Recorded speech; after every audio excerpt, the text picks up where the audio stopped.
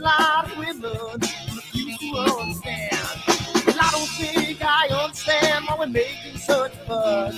And I don't think I understand what's come of all of us. And I don't think I understand why we take the world for granted. I just want to get right back to Guitar Players Planet.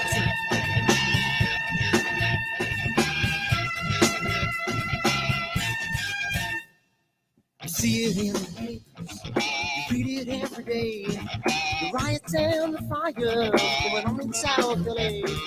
The muggers and the government, they're all wanting the same thing. They take all your money and whatever else bring. And I don't think I understand why we're making such a fuss. And I don't think I understand what's come of all of us. And I don't think I understand why we take this world for granted. I just want to get right back to Guitar Players Planet.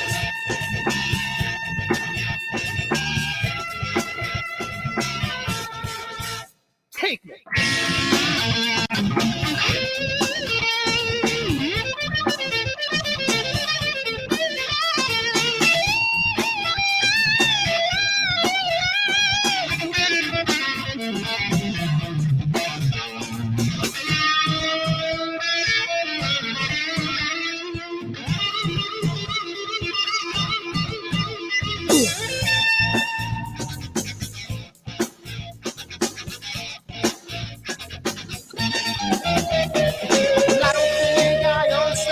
Making such a fuss, and I don't think I understand what's come of all of us.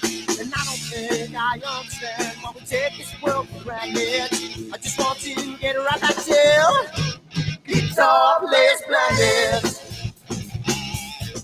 Guitar Players Planet. Guitar Players Planet.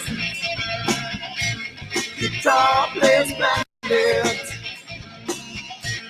Guitar Players Planet. Guitar Players Planet.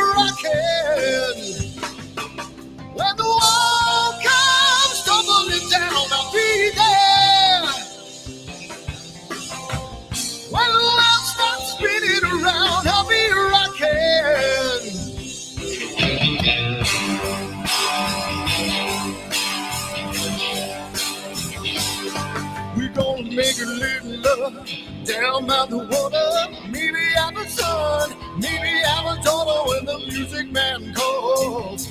That's when I gotta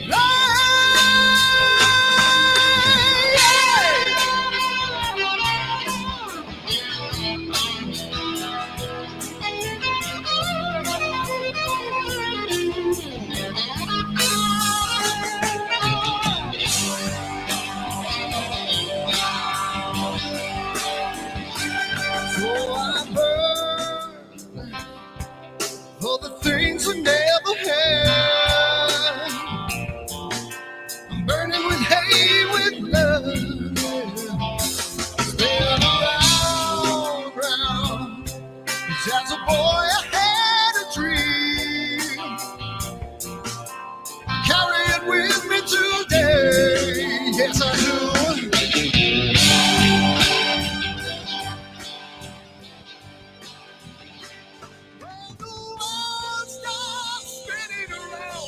Rockin'. Well,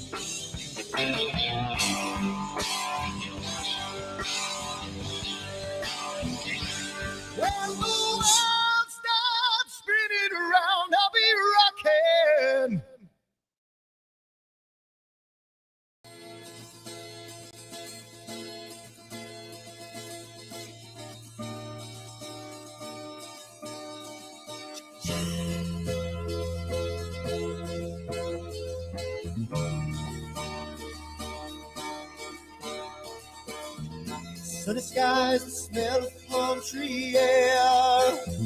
Looking back, I could never feel fair. The way the music has touched my soul, the way that the South holds its control. But I've got a new way to choose. I'm gonna start running back to the lands of the new. Oh, na na na na na na.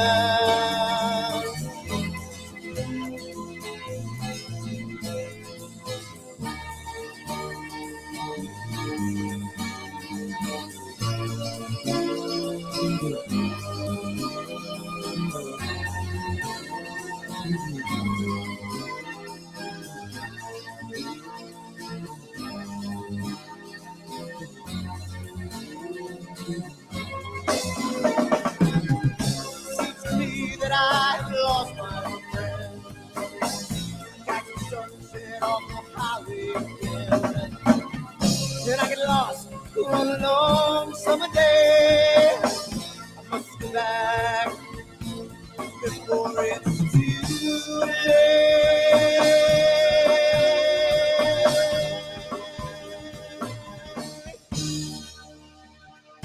You're afraid, you're feeling alone. Time and space can never unfold. The holidays can ring in your fear. The ghostly embrace can only mean tears. And I've got a new way to choose.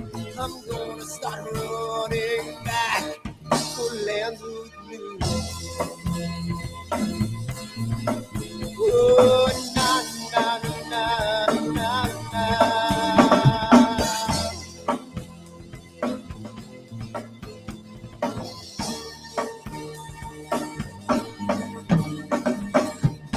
Sitting at the lake, I'm feeling confused, but I had my guitar, so I played this tune.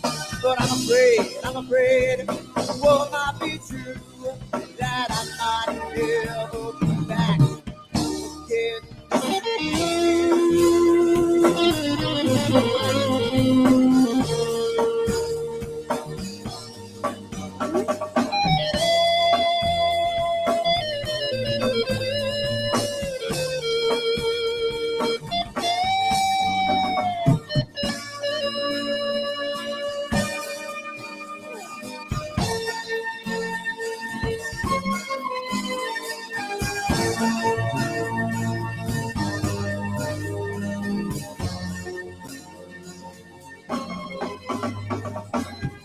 Seems to me that I have lost my friend.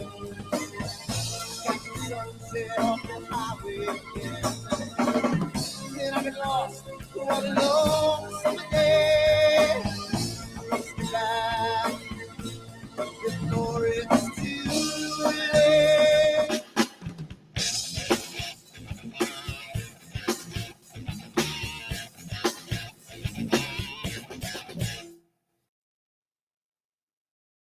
And there we go. And we are live. How's it going, everybody? What's going on? I think we get, let me see. Of course, let's see. Do I have everybody? I just want to make sure everybody's audio is here because let's see where I hear people clicking. And Charles, are you there? Yep. Okay, good. I just want to make sure everybody's there. Just everybody say something so that we know that the audio Holy is good. cow, we're on time. No, we're early. We were early. We at 8:59. That's seconds early. 8:59. Usually we're about 7 minutes late. People are probably freaking the heck out. Like, what is happening? No, they want to listen to their music intro. We just interrupted it. I know. You know. The funny thing is, people in the chat, they were saying the head banging to the music and everything, and I love getting those comments because it's my band. So that's how I get away with no copyright infringement because it's my band from like 20 years ago. That music's like from the 90s, so it's 30 years old. But man, it's that's a lot of rad. fun. Yeah, it's cool. I gotta send you guys one of my CDs. We had a CD record release party back in like '94. I gotta send it to you. But Hold it. That's got to be a giveaway. That's got to be a giveaway. I That's got gotta be a plenty. I got giveaway. like 40 discs. I spent like $2,000 on discs in 1993, and I think I still have a box. So Where they in the closet of death? no, they're actually in the eve of death, which is upstairs in the attic somewhere. So In the attic. yeah. Nice. So That's a great name for a band. In the attic. you know what the funny thing is? That one of the names of one of my bands was the Attic Boys, and that's what my band was. But We're getting calls from everybody. It's like, give me one. Forget the gift certificate. Give me that. There you go. Look at oh, is that what people want? They just want That's what they want. They all want right, your well, music. we could do that, no problem. but we are slowly getting off the track, and it's only 9:01, so that's an issue Yeah, already. Exactly. So Off so the rails. yeah, that's what we do. Instead of That's- yeah, that's- we've coined a new phrase, Charles. Instead of doing jumping the shark, we do off the rails. Goes So off the rails. We really got to make an astronomy theme for that. It's like, jumping the nebula or something. I don't know. yeah, Exactly. skipping the rings, So, Jump in the dark shark. jump in the dark Dark side. Star- There you go. I like it. I like it. We, we could do. We could have a picture of Fonzie on this on the jet ski Over the dark Yeah. shark. over the dark shark. the That'd be dark great. shark. Come on. Oh my god. I gotta call up Henry. I gotta call up Hank and tell him we're gonna use his likeness on a picture. But You're welcome. yeah, there You're you go. welcome. That's gonna be the next thing. We'll do jumping the dark shark. There you go. The next thing on the logos. So anyway, thank you everybody for coming down. We got a lot of people in the pre-chat already. We have 27 people watching right now, which is really, really great to see an early entrance. So awesome. Thank you so much for coming on. I'm sure it has nothing to do with any of us except for Charles. But so we do have Charles Bracken with us tonight. And if you haven't gotten any of his books, we'll talk about them later. There we go. We got a bunch of them. And I tried to find my copy of the Deep Sky. I use it so much. I don't know where I leave it. It's either in the bathroom, the bedroom, or by my telescope. So hey, listen, I read in there. So you know, but Yeah, honey, what are you doing? Oh man. Nothing. I want to see what. I want to see what I mean. What's my imaging plan tonight? You're my target for tonight. Don't worry about me. but before we get into the Charles Bracken presentation, we do have to talk about the people that are coming up and our sponsors. So let's talk a little bit about that real quick. Quick play, and there we go. So thank you first of all to our first couple of sponsors. We are sponsored by Woodland Hills Camera and Telescopes and Night Skies Network at the main sequence level. If you don't know what these sponsors do for us, or if you would like to become a sponsor, contact me directly at dan@astroweb.com and we can talk. But basically, they give us all the stuff that we've been giving away to you. We've been giving away $50 gift certificates to Woodland Hills, Camera Concepts, Night Sky Network donation is in the works. And Prima Luce Lab is giving us an Eagle 4, which we're going to be giving away in July. And that's a 4 Pro, not just to make sure that everyone knows. It's a Pro, it's not the regular 4, so it's going to be pretty crazy. And Masters of Pix Insight and IP for AP have also given us free classes and free yearly subscriptions. So thank you to Prima Luce, Camera Concepts, and of course, Masters of Pix Insight and IP for AP. And also, don't forget all the members that have been donating to us. Thank you so much for everybody there at the Red Giant level.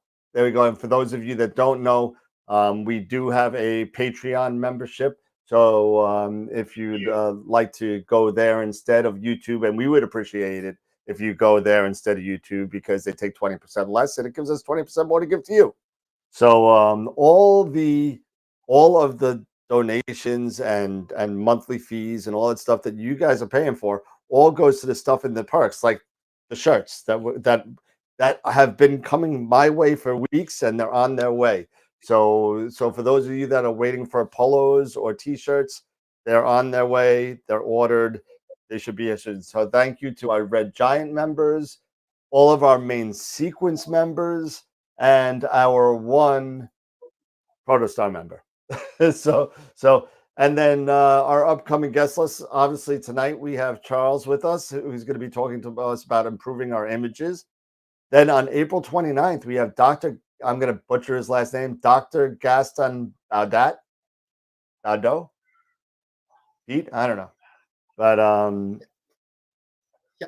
Dr. Gaston. Dr. Gaston. There you go. At Innovations Foresight, and he's going to be going over something that's really interesting. I'm really interested in it. On axis guiding, he's going to be talking about. So I think that's going to be a lot of fun to get into, because a lot of us know very little about it, and I think it's going to be a great thing to open up our eyes to another area of guiding. And then we have Richard Wright from Starstone Software is going to come down and talk about his projects. And then on May 13th, we have Eric Coles, who's an astrophotographer and one of the main guys over at the Astro Imaging channel, who is going to be coming and hanging out with us. And also, we just got Maxi Filares. I'm going to mess up his name as well. He is an astrophotographer from Argentina who I developed a friendship with, and he's going to be coming on as well on May 26th, if I remember right. So that's going to be great. And as always, you can join us on our other social media platforms. On our Discord channel has been blowing up. We're at almost 50 members. We have 20 people watching us on Twitch. So those aren't even people that are on that other thing. So come and hang out with us. Thank you all for showing up. And without further ado, we are back. And Scott's got an empty chair. Where did he go? Yeah, Scott had to run off real quick. Oh, okay. But again, My bad. Thank you everybody who's been contributing, all of our membership, our sponsors. Remember, share the show. Sharing is caring. We really appreciate you guys' support. There we go. And and check out the website astroworldweb.com. Don't forget, we are today was the final voting. We closed up voting for Picture of the Week. For Picture of the Week, well, Picture of the Week is good until Friday at 5. It's good. Okay, it's good until Friday. And then Picture of the month. Picture of the month is done on the 15th. I think they got one more day. Okay. I could be wrong. Let me see. I'll go really quick to the website and double check. AstroWorld Live site and Picture of the Week. Yep. Sharing is caring and caring is sharing. So share the show. Help us keep growing. Get the word out to your fellow astrophotographers or astronomers who are interested in moving over to, astrophotography or if you're still doing visual, it doesn't matter. Just come on over and have some fun and hang out with us. Yeah. So for awesome. Picture of the Week and Picture of the Month, you have, I don't know why it says 5 hours. I think they changed the time code for 5 hours and 41 minutes left of voting for the Picture of the Week. So right now, as it stands, oh wait. Oh no, it closed out. It did close out. And then for the Picture of the Month, you got 3 days left. Yeah, I thought it did. Yeah. And, like I was telling the guys, check out, the merch, the merch shop there on astroworldweb.com. It was supported by Redbubble. And don't forget, every, item that you purchase, 5% of that, that goes towards, us giving that money towards a random astronomy club, anywhere in the world. So you're helping not only us out, you're helping other people out as well. And like I said, I got the new merch. I'm showing off the new merch here. So it's kind of cool. Like I said, it's nice and warm, man. This hoodie is awesome. I'm loving it. I got to get one then because I don't have one yet. I got mouse pads and stickers and stuff, car magnets that are flying across Sunrise Highway. But yeah, so that being said, Charles, welcome.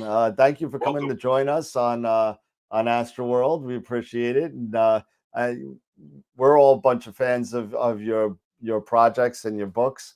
Why don't you start by telling, I guess, telling the viewers a little bit about yourself for those that don't know you and what you've been up to.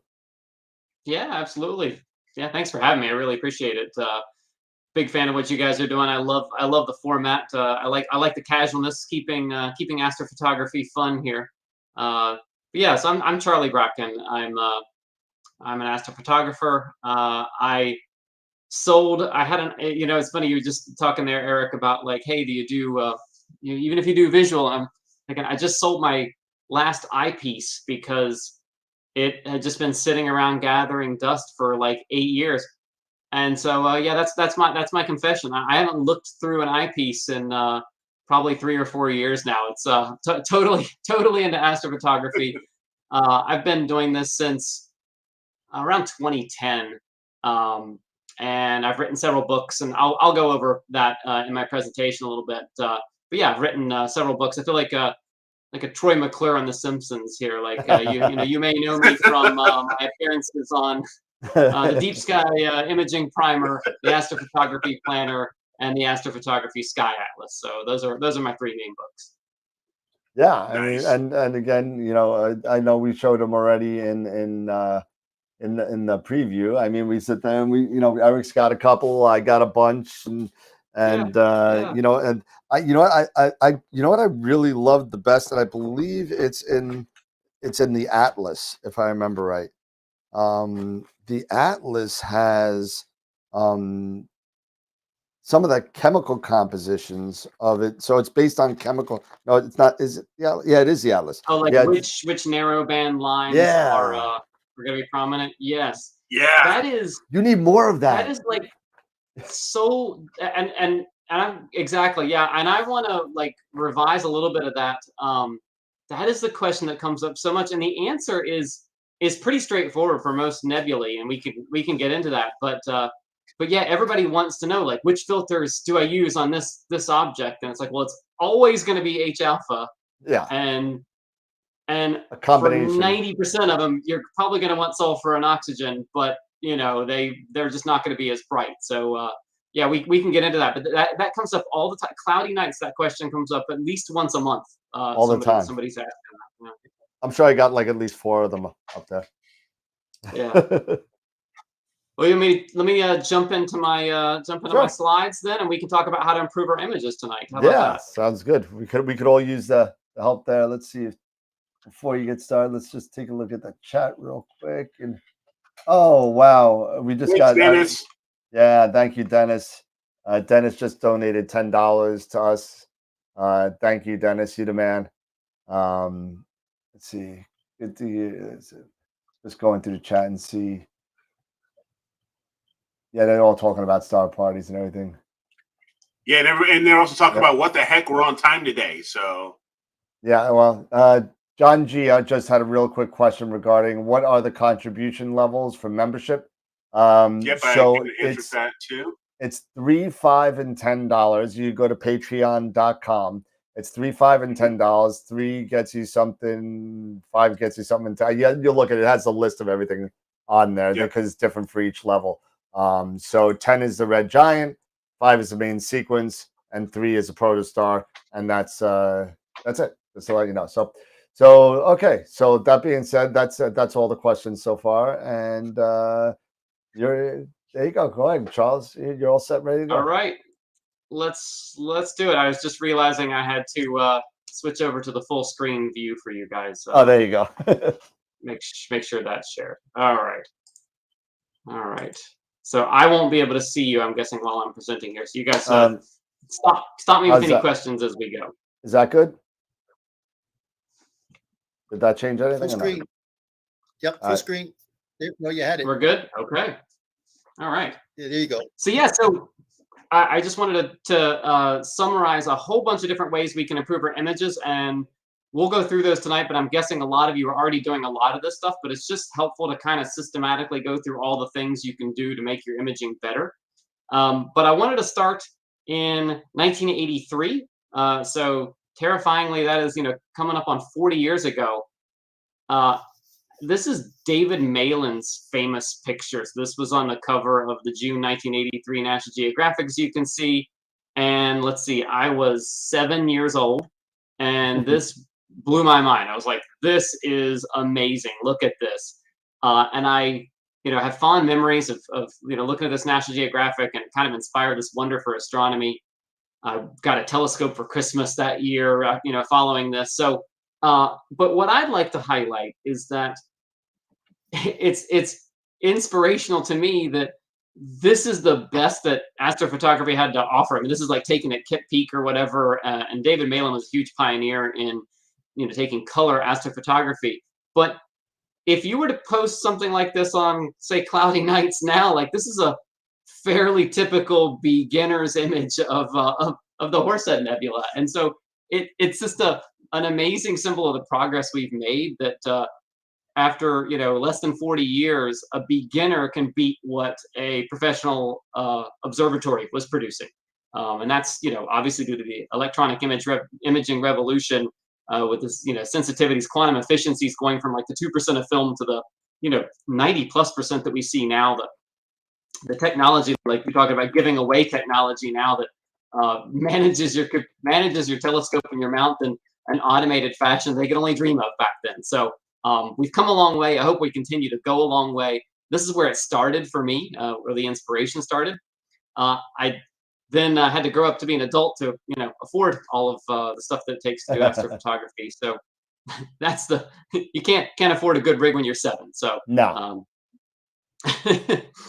So this is what we're going to talk about today. I'll just do a little quick introduction of myself. I want to show you one really cool image that I have not shared anywhere else. So this is the first place that it'll be out. I promise it's pretty cool. And then we're going to go into four categories of ways you can improve your images. So I've systematically bucketed these into getting more data, getting better quality data, better resolution, and then squeezing the most out of the data you've got. And I'm sure there are other ways you could cut this, but those are the 4 categories we're going to go through. And like I said, it's about 18 different major tips we've got on things you can do. And again, a lot of them you're doing. Maybe this is a good reminder of what the next steps might be for some of you, though. So yeah, I've written several books on astrophotography, and I've revised them. I try to keep them up to date. So the Deep Sky Imaging Primer is my main book. The second edition is the one that's currently out, but I will say I am weeks away from having the 3rd edition out. So it's constantly evolving, the technology. That we've had the CMOS revolution. We've had a huge improvement in mounts. We've had really the affordability of this hobby still high, but it's come down a lot.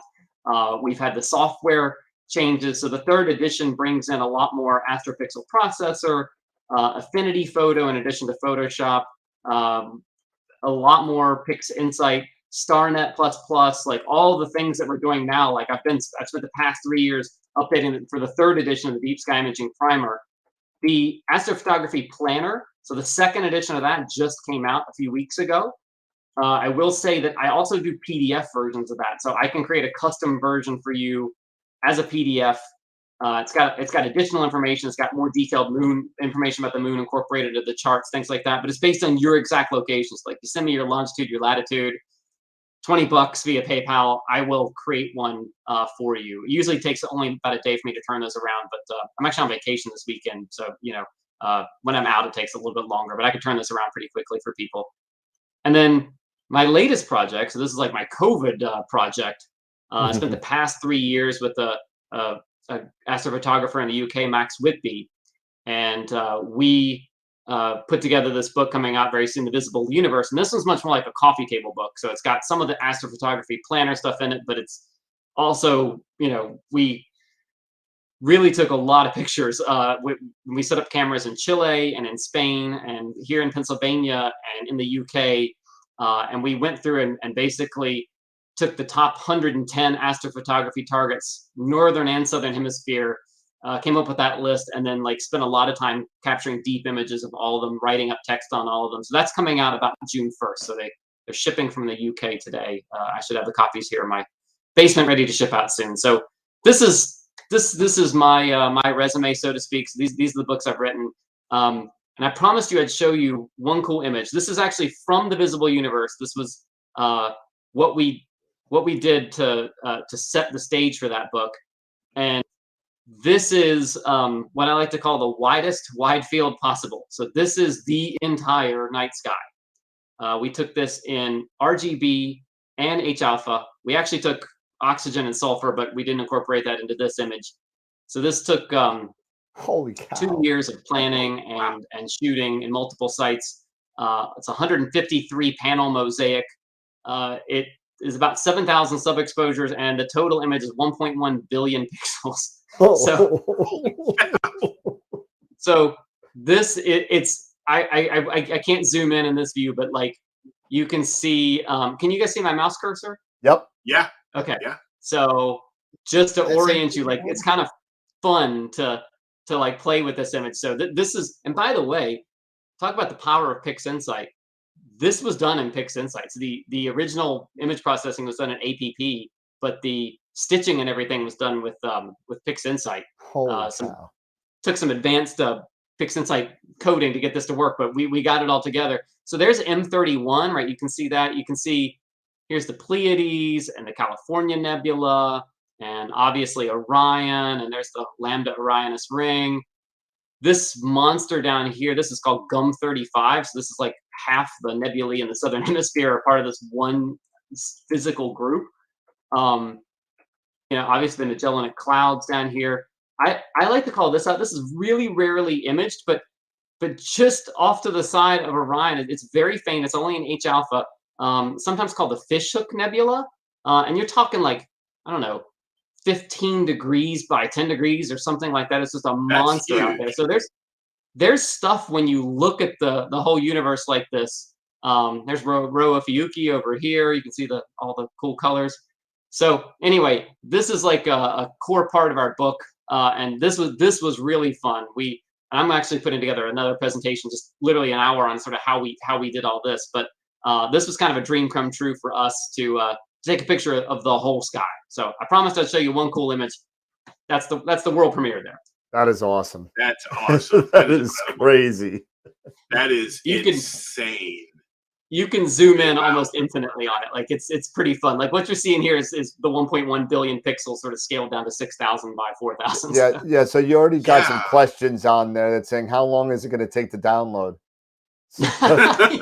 No kidding. It's 2 years. 2 years is the answer. 2 years. That's hilarious. That is absolutely amazing. Unbelievable. Yeah. So this was fun. All right, so let's get into how you can improve your images. So, and I've just thrown gratuitously in a bunch of pretty pictures that I've taken. Every picture that you see in this image, in this presentation, was taken from here, our light polluted skies in Bucks County, Pennsylvania. So you can do it, but it's and we'll talk a little about what you can do about that light pollution. But that's why you'll see a lot of nebulae, because it's a lot of narrowband imaging here. But like I said, sort of 4 categories. So let's jump in. And this is designed to stimulate a lot of discussion. So yeah, if you have experience with this, or you got a question about it, jump in the chat. So let's just do the questions and stuff and discussion as we go. So yep. You know, Dan, just feel free to interrupt me as I'm going, and let me know what kind of questions are coming up. Not a problem. All right. Okay. So this is the lay of the land, but I'll just jump right into them. And so we're going to talk first about getting more data. And I would say, you know, you guys know this. If you're an astrophotographer, it's all about getting more data. Longer total exposure time is what matters. You're always going to be able to go deeper with that longer total exposure time. And if you're under light polluted skies, for the most part, that means in order to achieve a sufficient signal to noise ratio, you're going to have to go deeper. Yep. So I always tell people, this is a kind of photography that is all about really long exposures, and you need to think of them as projects. So they're not snapshots. And the first inclination you have when you first get a telescope and you're out there, and I know I did this too, and I'm sure everybody will, but you're like, ooh, okay, I'm going to take a little bit of time over here in this galaxy. Ooh, there's a nebula over there, and I'm going to try to get three different objects in one night. And then you realize after a while, it's like, wait a second, I got to spend the whole night on one object, and then after that you realize, you know what, actually maybe one night's not enough. Yep. And this is an example. So this is Sharpless 223 and 224. This took 6 nights last fall. Amazingly, I had 6 nights last November, not back to back, but pretty close, which is, you know, just huge. And so this is 412 5-minute subs with the ASI 2600. This is at f3.6 too. So this is a bicolor image with hydrogen alpha and oxygen 3. And even at f3.6, right, it still took 34 hours of exposure time to really bring out the details. So you got to think of these things as projects and just dive in and spend a lot of time on one object. And just to highlight what we're actually dealing with, let's talk about photons. Like, really what we're doing here is counting individual photons. This is a infamously faint object, Semi-East 147, the Spaghetti Nebula. Love this object. It's, you know, really almost requires narrowband or really dark skies to reveal it. This is a supernova remnant, so it's only emitting really in narrowband. So this is 92 5-minute exposures, hydrogen alpha at f2.8. This is a Samyang 135 lens. And if you zoom in on, let's look at this one little part right here. So I did the math for this one little zone for you. And what you're looking at is in these exposures, so in the average of the total exposures, the stack that we got, and this is just rough math. We're not going to, you know, go into subtracting out the offset and everything, but just pretty straightforward math to say that you're getting about 2,180 ADUs where you've got the nebula, and then the background there, I picked kind of a dark little average of area in the background. It's about 120 ADU dimmer. So our base background level is around 21 or 2060. Kind of run that through and you know, even taking out the 50% quantum efficiency that this sensor had, in a 1/300-second exposure, that area of the nebula is giving us 7 more photons than the background was. So that's what we're up against. That's what a daytime photographer isn't having to deal with. That's why my book, unfortunately for a lot of people, I know this turns them off, but I do kind of start with a little bit of math and some signal to noise ratio, because this is just outside the bounds of what you would normally do in normal photography. You're looking at counting individual photons here and trying to tease apart teeny tiny differences. And so a lot of there's a lot of art here, but the technical skills and understanding the choices that you're making about gain and exposure and all of that, like, that really helps you, because you're working on very narrow parameters of what you're trying to achieve here. It's really an impressive thing, though, when you do finally get it right. Yeah, we even had a comment from Tom that said he found the first 2 chapters of the primer with signal, with scissors and signal to noise, almost too technical for him to comprehend. He said the math almost made him sweat. It made me sweat. You know, it's funny. In updating the 3rd edition, I actually because I get the feedback, I put my email address in there for people to email me, and so I get people writing me about it, and I also get the reviews on Amazon, and a lot of people say that. And so I really put in the introduction of the book now to say, like, if it's okay, like, skim it if you have to. Like, we're not trying to repeat, you know, your high school math experience, which for a lot of people was not good. It's come back to it later if you have to, but it's just, you know, try to pick up the big picture concepts. It'll help, I promise. Yep. So one way that occurred to me early on was to say, well, let's get more data this way. One clear night becomes 2 clear nights. And I did this for a couple of years. I know I think Sarah Wager in I believe she's got it set up in Spain, does this. I've seen several people on cloudy nights running a dual imaging setup. It's pretty tedious technically, though. Kind of doubles your chances for things going wrong, but it is one approach. So I did say collect more data. This is one way to do it. Exponentially more expensive, or at least double the cost. You got to buy double the cameras, double the filters. I gotta say, but it's one way. I know that camera. I know that red camera. I have that red camera. They make everybody had the 8300 there for a while, right? They constantly make fun of me on the show because I have that camera. Because wait, you still have that camera? I still have the camera. I still do. I still have it.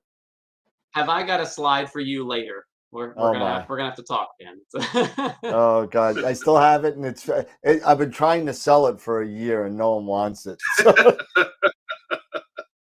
They're not bad. I mean, it's just no, the it's a thing great is, it's camera. the new stuff's just gotten a lot better, you know. So I'm onward and I'm upward. ready. I'm ready to use it for planetary with the big pixels. Yeah. Yeah. But anyway, So, all right. So the first tip, other than other than trying to understand the math behind it, and maybe if you're really bold, going out and getting a second telescope and second camera, is to shorten your setup time. And this is like one of those trivial little things, but the way I put this, and I'm sure you guys can sympathize. It's been a long day at work. It's freaking 10 degrees outside or whatever it is, and it's going to be clear. And when you first get started in this, like it used to take me like an hour to get set up. I had to drag the tripod out and then the telescope and do all the alignment, and and I found myself only in on weekends, and frankly only when I was feeling at my best, and it's any excuse not to image. But if you can get that time down to 5 minutes, and I do have it down to 5 minutes now, and that's with no observatory. So Dan, I have the same kind of setup you do. I have a pier in my backyard, and the mount's out there, but the telescope's indoors, and I got to set it up every time. But I got it down to 5 minutes, and that has made a huge difference because I am getting more data simply because I made my life a little easier. So one of the simplest things you can do if you're still on a tripod, you can put a little half bricks down in the grass and mark where the tripod legs are, and then you're 90% of the way to polar aligned, right? Like this, you put the telescope on, and probably from the last setup you got, you're pretty close. 2 years ago, I moved to a pier. I love this design. This is called a Todd Morden pier, or at least I think that's who invented it. Is Todd Morden, UK. They set these up, and I like it because I wasn't interested in dragging 100-pound bags of concrete around and stuff. I didn't want something permanent that if I leave this house and try to sell it, that I got to do a wrecking ball out there to take it down. You pour a concrete foundation and you literally bolt 2 cinder blocks to it, and then you can bolt your pier plate on top of that. It's stable. It's super easy to build, and if I ever want to take it down, I literally unbolt it from the bottom and throw the cinder blocks away, and then cover it up with grass, and it's like it never happened. So it took me one afternoon to build this, and it is just cut my setup time to nothing. And then the other thing is on the right, just having all your equipment. So I've got my little Nook PC, I got my little Pegasus power box there. I got inside of that's all the outlets, and I got all my cables ready to go. And I have a little carabiner on the side. I hook it on to the side of one of those cinder blocks, plug everything in, and I'm ready to go in 5 minutes. So don't need an observatory. Just make your own life easier. Yep. The next tip is plan your imaging. So this is the first of 3 planning your imaging tips on here, but this is a no-brainer. But you gotta check the weather. Obviously, I'm a big fan of clear dark sky, astrospheric. I know there's a bunch of different ones. I like to check multiple ones and see if they agree. It's probably going to be clear. If they disagree, let's have another look. But also you got to look at what do you want to image tonight? Where is it positioned? We're going to talk a little bit. You kind of want it to be higher in the sky, but you just want to think about, is this the right target for tonight? And is it going to be positioned? Is there a tree? I know a lot of us have a tree or a neighbor's house or something that's sort of blocking one part of your view. So just think about your night. I remember when I first started, I would pick a target, and it's like I was happy because I got 2 hours on it. And I'm at the point now where it's like, no, if I really can't, consistently image that object for most of the night, like it's not worth it. You really, when you're trying to collect dozens of hours on a target, like you want to make sure you plan things out. So I like Stellarium. But I know, a lot of people are Carte de Ciel fans, and there's Telescopius. There's those are all the free ones. There's plenty of pay. There's the Sky and all those software packages as well. I won't image personally if it says more than 3% chance of rain. I don't do it anymore. I got burned one time. I had a passing shower. That dual image setup that I showed you earlier, I had both those William Optics star 71s out one night. It told me there was a 5% chance of rain, and I got just a passing storm come through there. The rain got so wicked up in between the lens elements. Both telescopes had to go back to China to be like cleaned and my replaced. God. And yeah, so Wow. 5% is too much for me now for a Yeah, chance of rain. last year we had 2 members during the wet season. One was 0% chance of rain, Oh, and a squall came in and just took a dump on his observatory, and his whole motherboard shot out on his mount. His eagle was shot, so it was a big mess. And then another gentleman, just freak rainstorm. It wasn't even a rainstorm; it was a freak electrical storm, and it shorted out his mount. wow. Shorted out the whole thing. Are- Had to get a new deck board, I think. Those are like the equivalent of ghost stories told around the fire that only astrophotographers tell. So, Yeah, exactly. horror.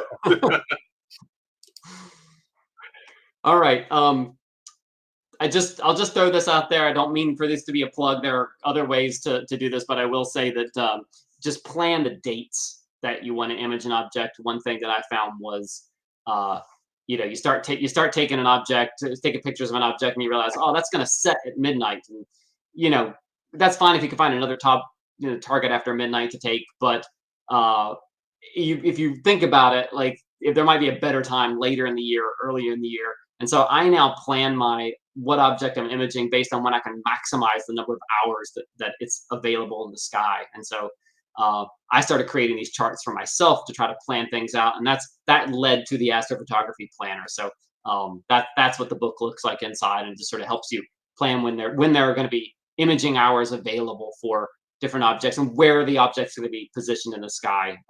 When does it transit? When is it high? That's when you want to be taking your images. This is actually not the mount I have now. So I moved over just recently to a CEM 60, but for years I used the EM 200. I literally just sold it about 2 months ago. Great mount, and it was a huge step up from, I had a CGEM before that, and man, I started out with an LXD 75. So Nice. you can see the trend going from like the LXD 75 to the CGEM to the EM 200. It was like I used to keep half my subs, and with the CGEM it was like 75, 80% were good. And then it was like 98% were good, and it was only when there was a wind gust that you lost the sub. And so one of the ways you can get more data is getting a better mount. Like you're just throwing out fewer subs, and that is priceless. And that's why, you hear it a million times online. Beginners come in, they ask, where should I spend my money? Not the telescope, spend it on the mount. Pete, as you always say, like, buy once, cry once. That's the one place where it's not going to lead to any tears. It's the foundation of everything you do, and the tracking will pay off in the end. Even for a small scope, just get the best amount you can possibly afford. Balance it well, polar align it well, and treat it well. And then the other big thing that I found is, and this didn't used to be 10 years ago. This was a lot harder, but automating your imaging now is so much easier, so much more user-friendly. This is a screenshot of Nina. I happen to love Nina. Nina is free. It's amazing that it's free. And by the way, thanks to, I'm looking at, I've been showing screenshots of Stellarium and Clear Dark Sky and Astrospheric and Nina. Like, these are all free resources, and they're fantastic. And thanks to the creators of those things who put them out there, and the developers who, Nina has a new version, it seems like every night. Yep. But the idea that like you can set things up, and like I was saying, if the object is like maybe not well positioned after 1 a.m., you image it till 1 a.m., tell the telescope slew to something else, take pictures from 1 a.m. until sunrise. Like, you can just gather so much more data this way. And you can get some sleep. Once you get it all set up, it'll change your life. That's kind of why I put this on the slide. Manages the meridian flips for you. You don't have to stay awake for that. And this used to be really tedious to do 10 years ago. There are only a couple software packages that you could buy, and it's just so much more user-friendly now. And I think that's why we're seeing just this exponential improvement in people's images. You look on the images on Astrobin. I mean, my goodness, to get an upvote on Astrobin these days, like it's got to be amazing just because everybody's producing such great stuff. And this is one of the reasons for it. Yeah. Okay, so that was the section on getting more data.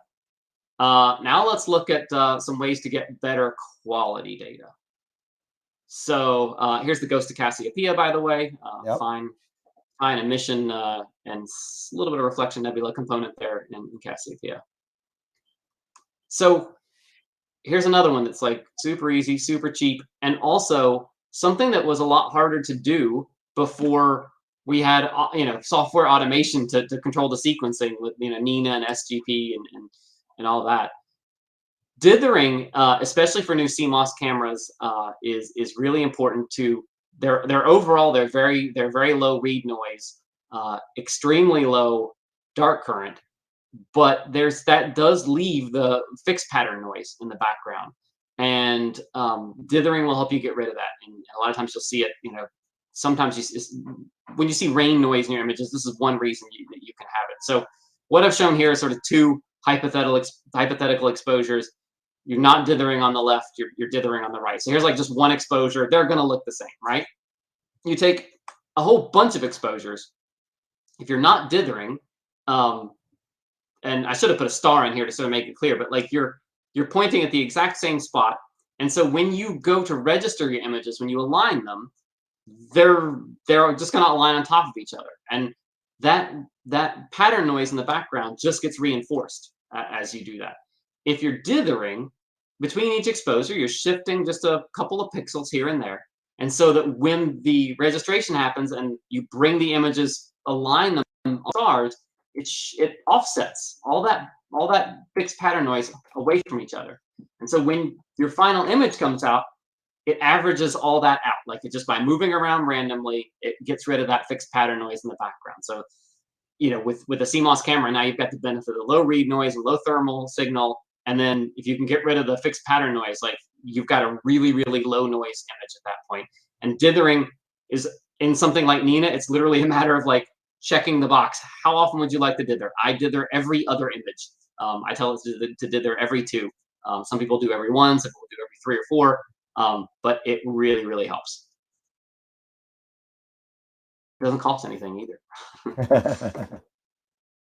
Okay, now here's the one that could cost you the most, more than anything, more than any telescope, more than any new camera.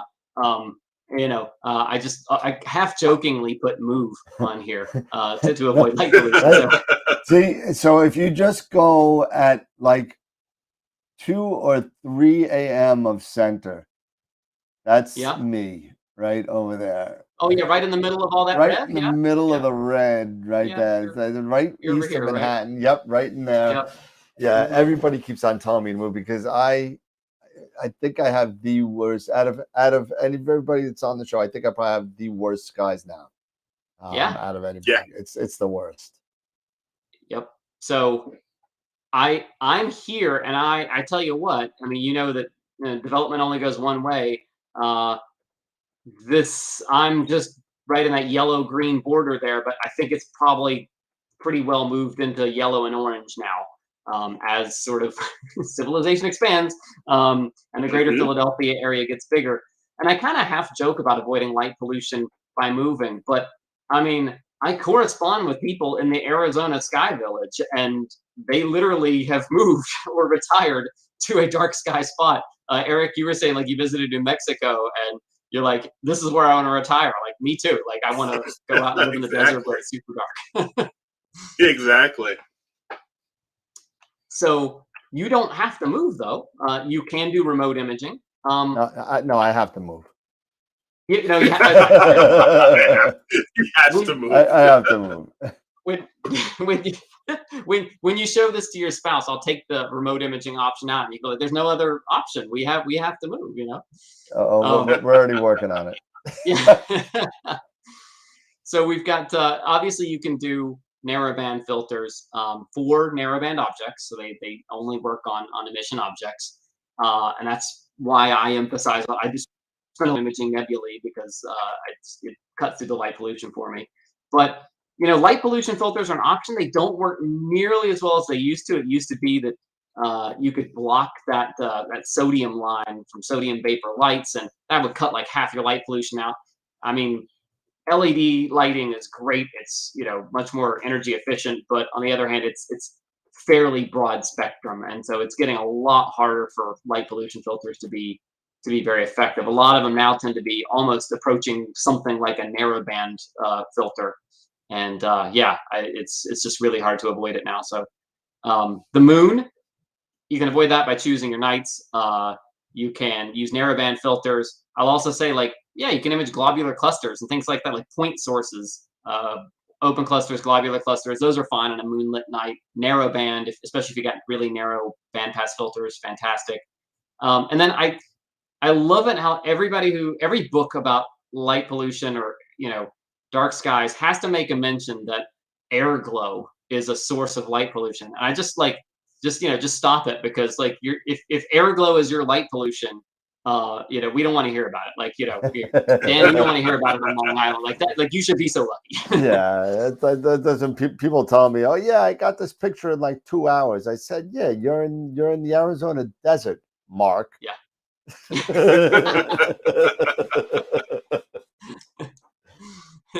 Very personal tonight here, yeah.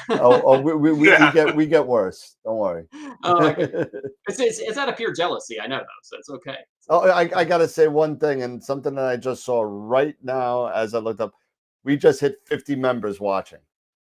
Oh wow, love it. So you now hold the record for the most watchers, most peak watchers in a show. So I love that. I love that. So we'll if the record gets broken, then I'll come back. How's that?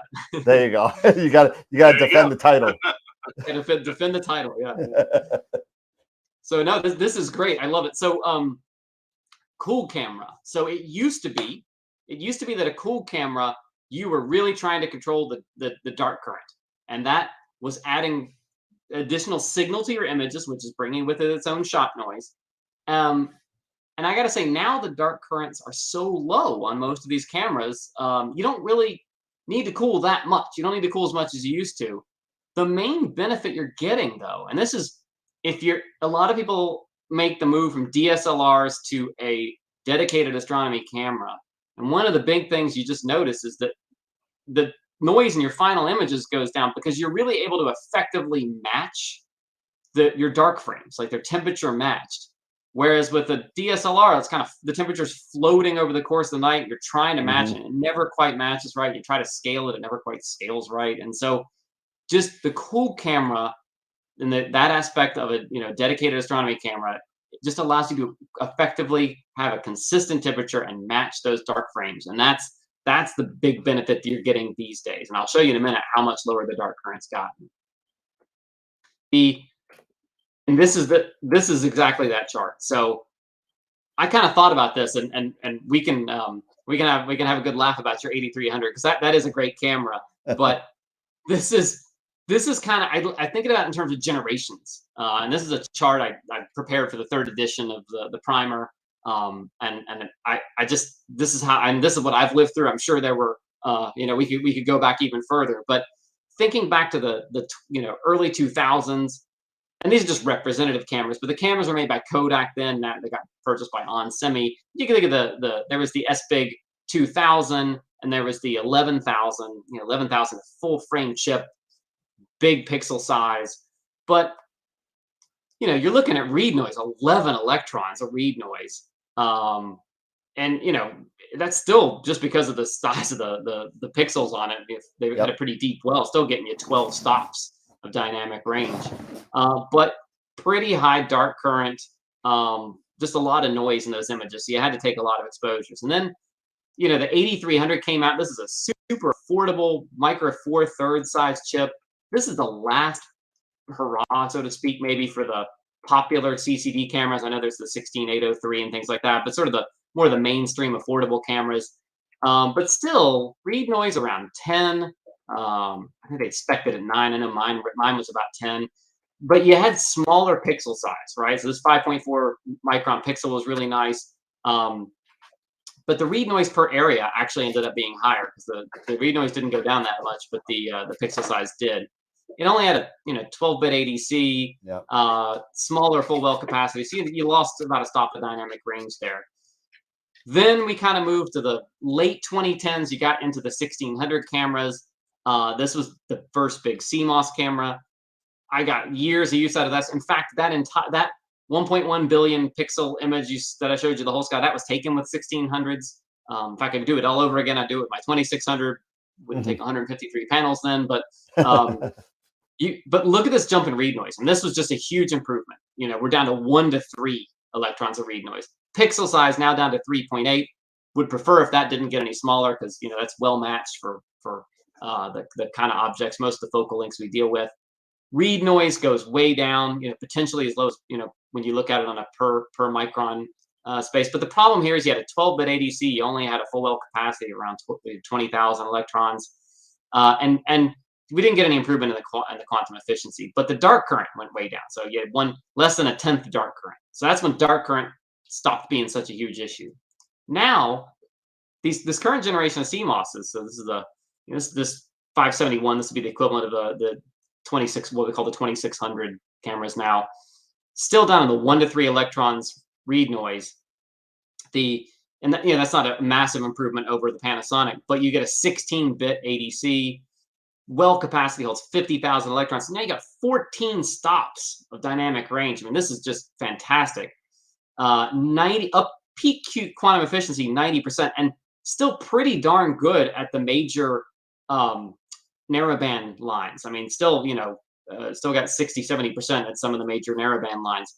But look at this. I mean, the read noise, the dark current, it's essentially gone to 0. I mean, we're talking. I replied to somebody on Cloudy Nights the other day, and they were saying, like, I can't tell the difference between a 1 second and a 100-second exposure in the dark.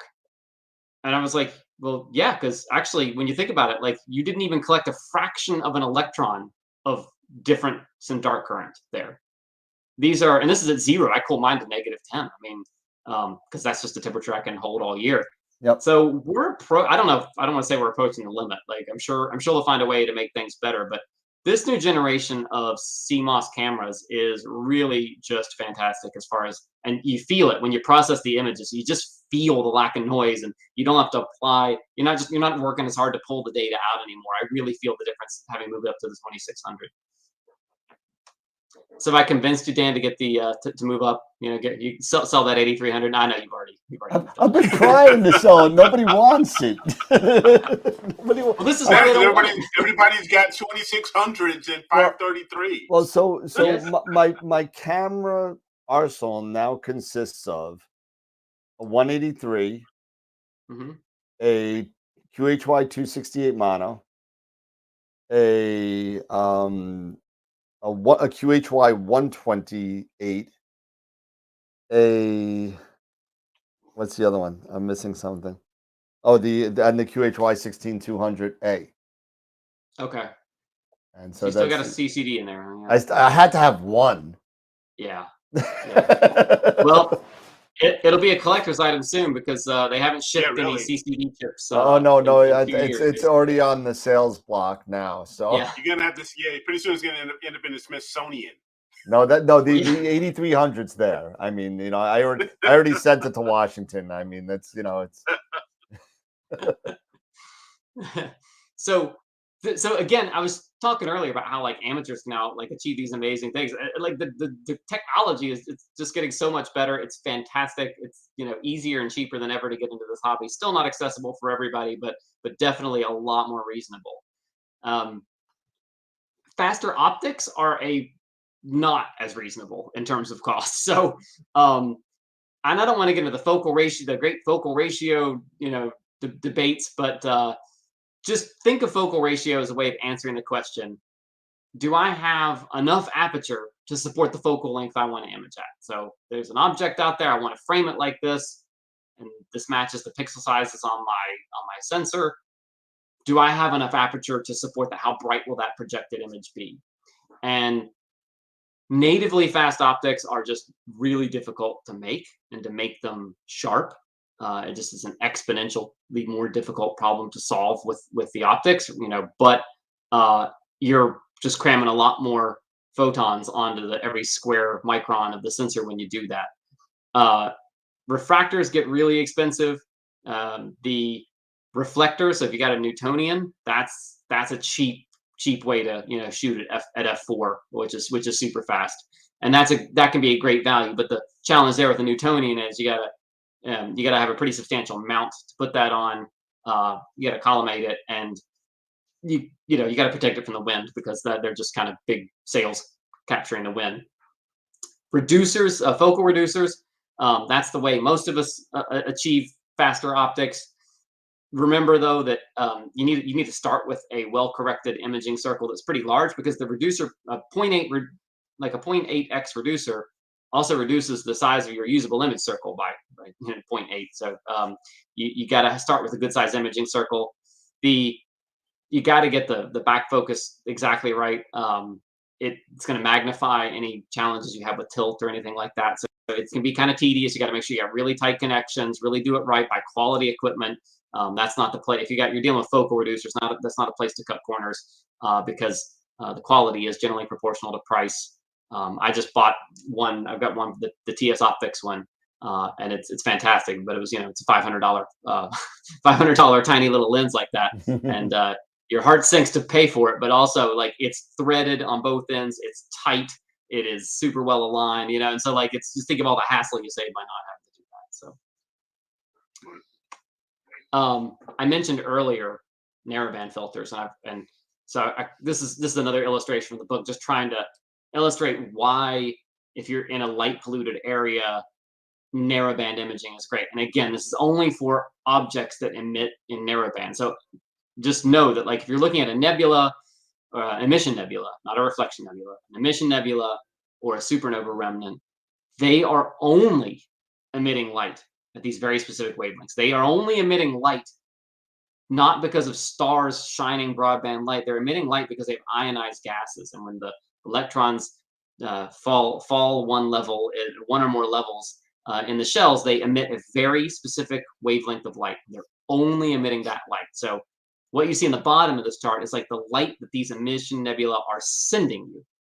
At the top is all the broadband light that's in your sky. So it's the moon, it's the street light, it's the city down the way, whatever. But it's all broadband, and it's across the whole spectrum. And so when you filter out to just receive the narrowband light from that emission nebula, you're not reducing the light from the nebula at all. It's only emitting in those very narrow wavelengths, very narrow set of wavelengths. But you are cutting out 99% of all your light pollution. So if you don't use a filter, the light pollution, because it's across the whole spectrum, you're getting 100 times more light pollution than you are from the nebula. And when you use that narrowband filter, you're still getting the light pollution, but only light pollution at that narrow wavelength. So you're cutting out 99% of all the light pollution, but you're still getting all the photons from the nebula. And that's why, I mean, if you're in light polluted skies, you can still, from the middle of Long Island, or I've seen great pictures from the middle of Singapore, like one of the most light polluted cities in the world, taking amazing pictures of emission nebula, and it's almost like you're in a perfectly dark sky. So that's the one secret weapon we still have left. All right. So this is just an example. This is from last fall. This is the Seagull Nebula. That's Seagull awesome. Nebula is not even in great position for me. It's we're at 40 degrees north latitude. Like it's pretty low, so I was only able to get a couple hours each night, and like it just cuts through. It cuts. This is I think the highest it gets for me is like 39 degrees above the horizon or something like that. 40 some, I don't remember, but it's not that high. So it's down it's about close. right. Yeah, it's pretty low for me too. So yeah, we're about the same. It's right in the pea soup of light pollution, right? It's yes, it is. And you can still pull out a great image of the Seagull Nebula from here with light pollution, or with narrowband filters. That's awesome. This I said there's plan your imaging would come up a third time. This is the third one. These are reject shots I wanted to show you. So these were like framing images of me just playing around to see like what how I wanted to frame some stuff. And I went back through my archives and I pulled out some stuff, and just also think about, at some point you got to stop settling for just an image that captures the object that's present in there. And you think, well, I actually want to make a pretty image out of this. So like, here's the Heart and Soul Nebula, obviously. And it's not great that you've got, what is this, M52, I think, sitting down here. You got a globular cluster hanging out. Like, it just kind of looks awkward. And you think, maybe I should reframe that or take it with a different telescope or a bigger sensor or something. Like, or just crop it out entirely. But this was an image of, this beautiful expanse. I think there's the Taurus molecular cloud here in the middle, and you got the California Nebula and obviously the Pleiades. But I didn't follow up on this. This is just a couple shots I was just taking to see. And it's like, yeah, you know what? I got to admit to myself, like, before I dedicate a couple of nights to this, I don't think the final image is going to be that great. They're too close to the edge. It's really stretching the field of view that I've got here to try to squeeze both these objects in. So yeah, technically I got the California Nebula and I got the Pleiades, but it's not going to make a great image in the end. So I kind of, I realized either I got to make a mosaic out of this or just image them separately. And then even then, like, I noticed that some really faint areas of the Taurus molecular cloud, like, they're kind of sitting here on the edge, and they could probably be framed a better way too. So anyway, just another thing, think about framing your image before you go out and waste, a couple dozen hours on it. Okay, so now we're into getting better resolution. How we doing on time here? See, it's 10 o'clock. So these last few, there's we're more than halfway through all these, so I think we're okay. Right? We're doing fine. Okay, all right. I don't want to get all professorial here, and we're just sort of blabbing on for hours. So if anybody has any other questions, let me know as we go. Yeah, they're all going off on the chat, kind of like exactly what you're talking about. Not many questions, Okay. but they're really talking about their other experiences as you're talking. So they're sharing my pain. Yeah. Yeah. So yep. One person actually said, good. I'm looking here, John, when shouldn't I use narrowband? Okay. Sorry, I should have covered that. Yes. So narrowband will not help you on, well, obviously broadband objects. So what are the broadband objects? Reflection nebulae. It won't help you there. Galaxies. It won't help you there unless there's a few galaxies that are big enough and close enough that you're actually imaging nebulae in those galaxies. So Andromeda Galaxy, M33, maybe M81, a couple others, really big ones. You can add H-alpha data to those, but you're not really capturing the galaxy at that point. You're actually trying to capture the starburst regions within the galaxy. So star clusters, it won't help you. Most galaxies, it's not going to help you. Those objects are, and dark nebulae. So anything that is composed of stars or is reflecting the light of stars needs to be captured, with broadband filters, so red, green, blue filters. Only objects that are ionized gas. So those are emission nebulae and supernova remnants. So supernova remnants would be like the Veil Nebula complex in Cygnus, Thor's helmet, Ceres 147, things like that. There's a few of those. Other than that, so just those two categories. So emission nebulae and supernova remnants. That's everything else. Really, narrowband filter is not going to help you. Gotcha. All right. So we're back to Nina again because I just wanted to show another thing. So we're talking about improving your resolution. Automating that focusing and being able to tell. I personally choose to have Nina refocus me at every filter change and or every 30 minutes. Just the Takahashi 106 that I use for a lot of my imaging, fairly sensitive to temperature. So I don't even bother to check the temperature. I just tell it to do it every 30 minutes. It takes like 60 seconds out of my imaging run, maybe 2 minutes. But having the ability to just sort of do that automatically for you over the course of the night, it's super accurate. You see it'll do a parabolic curve and it does a straight line extrapolation. It takes the average of the two filters. It pretty much always nails focus. And that really improved. Like, my images got a lot sharper when I started using Nina. So I stick with it.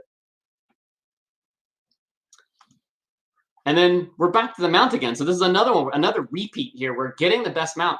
I said earlier that getting the best mount means you'd be throwing away fewer subs. It also improves your resolution, right? Like just that more steady tracking, you're going to find that your auto guiding, chart is just going to be a lot better with a better mount, and you get a slightly sharper image out of that as well. And so, if I haven't convinced you to spend your money on the mount before, like this is your other reason. Spend the money on the mount. Speaking of auto guiding, this is another thing that's gotten great. So Craig Stark wrote PhD. I know MetaGuide is out there as well. Then several people, and I forget their names, went and improved on PhD and built PhD 2. It's incredible. Another free piece of software. Thanks again to the developers for putting this out there. But this will really improve your performance, even if you've got a really good mount. And I put this kind of as a joke off to the side. Like, I hear a lot of people talking about, I get 0.5 arc seconds unguided, and like they talk about the 1,000-point model they built and all this, and that can be fine, especially if an observatory and you can set it up and run and go. But I mean, you can do the same thing with auto guiding, and there's no award for like, oh, this image was better because it was done unguided, right? Like it's guiding's not cheating. So I stick with guiding, and I think even most high-end mounts will improve with it. So you can see here. I mean, if PhD 2 added, if you haven't enabled it already, I think about 2 years ago they added the multi-star guiding. That seems to reduce the effects of seeing. And I'm getting fantastic results with both with the EM200, and I think this is a very good night the other night. So this is 0.37 arc seconds total RMS with the CEM60. So that's fully loaded with 30 pounds on it. Nice.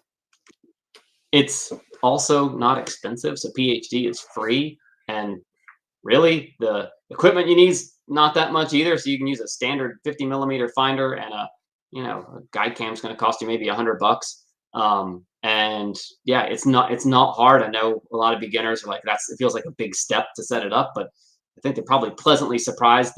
I will strongly recommend, there's the what is it called? PhD 2 has the tool now where you can the guiding assistant. Analyze your Guide assist. Yes. Guide assist. Yep. Yeah. That thing is what a great piece of software that is. It kind of suggests for you, based on what it sees, how to set PhD 2 to get the best results. It's a great starting point. So it's so much easier now than it used to be. Got a question from Billy Zastro. Any thoughts about using a red filter on the guide camera? Interesting. I guess it would depend on why you'd want to do it, because I mean, ultimately you hope to not be dimming the scene that your guide camera is looking at. But if it's kind of a crummy guide camera, like a basic achromat, and it's not really bringing all the light to focus at the same point, that would be one way to clear up some chromatic aberration, I suppose. But yeah, I guess it depends. If you got brightness to spare, maybe that'd be one solution. But I'd say if you had to do that, maybe just get a better guide cam, or sorry, a better finder. Yeah. Some people are saying they use their IR filter on the guide scope. Yes. If your guide camera does not have a IR filtering cover slip on it, then yeah, you would have to have like in that case, I wouldn't use a red filter. I'd use just a UV IR blocking filter. Yeah. Mm-hmm. Essentially an L filter, a luminance filter. All right. This one blew my mind when I started in this hobby, that you buy a telescope and then you got to go buy a focuser. Yep. Why does that feel wrong? Like, I bought the whole telescope, it's got a focuser. Why couldn't they put a good focuser on it? And then you find out how much the focusers cost. Yeah. Yeah. We've all been there. My first time I went to NEAF, I remember I went to the table at, I can't remember, it was Moonlight or Feather Touch, and I was like, oh my god, like these focusers cost more than my telescope. Like this is not going to be a problem. But I will say it is it's a huge part of the scope, and it's unfortunately the way they make telescopes to a price in a lot of cases, especially on the cheaper scopes. But but it is kind of crazy. Even the more expensive scopes, like you got to buy a new focuser. So I've seen a trend where they're definitely getting better. Some of the Chinese focusers really are getting a lot better. I just bought a TS Optics Photo Line 130. The stock focuser on that, I'm like, it's a rack and pinion. I'm super pleased with that. I don't have any plans to replace it, but most of my other scopes, I've ended up replacing the focuser. And there's a couple things that can go wrong, but the main one is that they just sag. So you put even a couple of pounds of imaging equipment on it, and it just gravity pulls it down, and it's not holding it tight enough. And when you get tilt if you're literally just a couple of thousandths of an inch, difference in distance, especially when you're imaging at small focal ratios. So that's why we spend up. Yep, absolutely. That's what we do. Yep. Many people are talking about the Moonlight night crawlers. Oh God, the that thing. I mean, yeah, that's Nightcrawler. I don't have one, but it's expensive, and you're adding like another 8 pounds to the end of your mountain or into your scope. And man, it's like it's the extreme end of this. But I will say, as long as the sag is reasonably well controlled, adding a stepper motor will help a lot.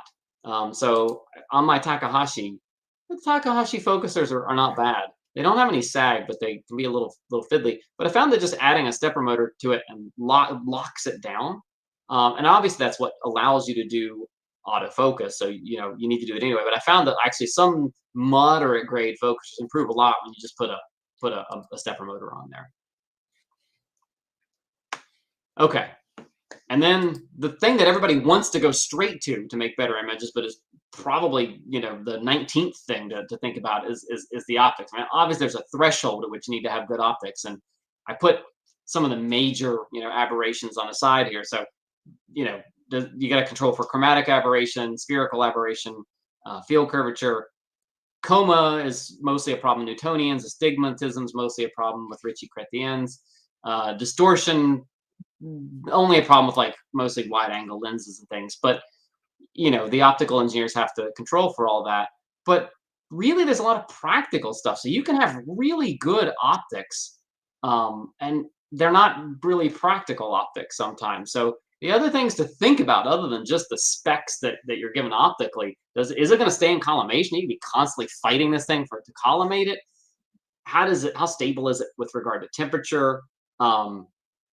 There are no set standards for what a good imaging circle is. So sometimes they'll quote an imaging circle for a telescope that's pretty big, but it's got 50% vignetting. The light fall off is really bad at the sides, and that means you can correct for that in image processing, but what it means, your signal to noise ratio is not going to be very good around the outside edges, and it makes it actually really hard to do mosaics if the vignetting is really bad, because you got noticeably different signal to noise ratio in different areas of your image. And then just is it sharp across the whole field? So a Strel ratio or something like that tells you what the number is in the center. It has to be good across the whole field too, especially with the chips getting larger now. So just something to consider beyond the statistics that we usually talk about. And then I did mention I just wanted to show this also. I've had 1.5 clear nights basically in the past like 2 months, and I was able to get up for like half a clear night. And my point here is that good optics are getting a lot cheaper. So one of these images is taken with a Takahashi TOA 130. So that's like a 10,000. By the time you add in the focal reducer or flattener or whatever, you're looking at $8,000-9,000. And one was taken with the TS Optics Photo Line 130, which I ordered from Germany. Same different cameras. So these are not a perfect apples to apples comparison here, but these are two sensors with the same size pixels, same target, and I align them in Photoshop or in PixInsight. And I'll leave it to you to guess which one is the sharper one. And again, like could have been slightly different seeing on different nights. But what I'll say is that the one on the left is the Photo Line 130. Really? These pictures, the two pictures are maybe like I said, it's never a perfectly fair comparison. But what I will say is it's at least not worse. Right. And it's 1/3 the cost. So, and it Chinese optics. It's amazing. Interesting. Wow. Wow. Yeah. So my friend, the guy that I collaborated with in the book, Max Whitby in the UK, this is taken with his TOA 130 on the right. The left is my Photoline 130, and it's, I mean, certainly no worse. I would, we'll have to see if we could. It'd be great if we could compare them on the same night or something. But really good. And this is the, I mean, this is just a trend. I mean, this is a scope. This is the only version of the scope you can get. You have to get it from Germany because it's the only one they use the FPL 53 glass in. But I mean, it was shipped from Germany with the focal reducer and the flattener was Wow. $3,000. So Wow. I think it's 1,850 euros, the scope. I mean, it's like, again, the CMOS chip prices are coming down, the optical prices are coming down, the mounts are getting better for the price points. Like, it's just a good time to be in the hobby. Yeah. Wow. For sure. Yeah. And here's a simple one. You know, it depends on how badly you want to target, but most of the time I try to stay above 30 degrees altitude. 30 degrees is where you're looking through 2 air masses. So 1 air mass is the amount of air you're looking when you look straight up. By 30 degrees, approximately, you're looking through about twice that amount of air as when you're looking at the zenith. And then it gets really bad as you go. It gets exponentially worse as you approach the horizon, right?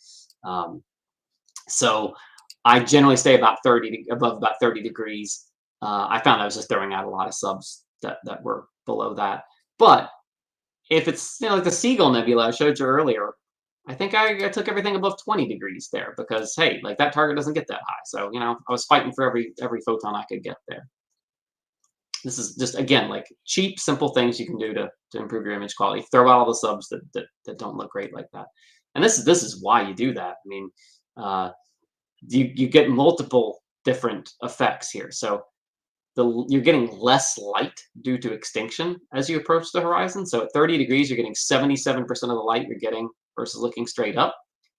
You're getting differential extinction. So that effect is actually worse on blue light than red light. That's why sunsets and sunrises are red.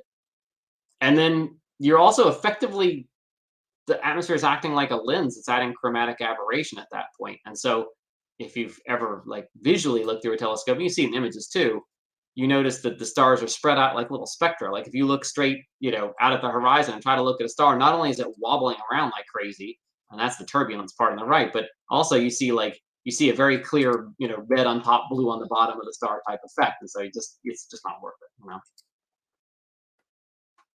Okay, last section here, just two sections here, but these are like these are the ones you can spend all your life on.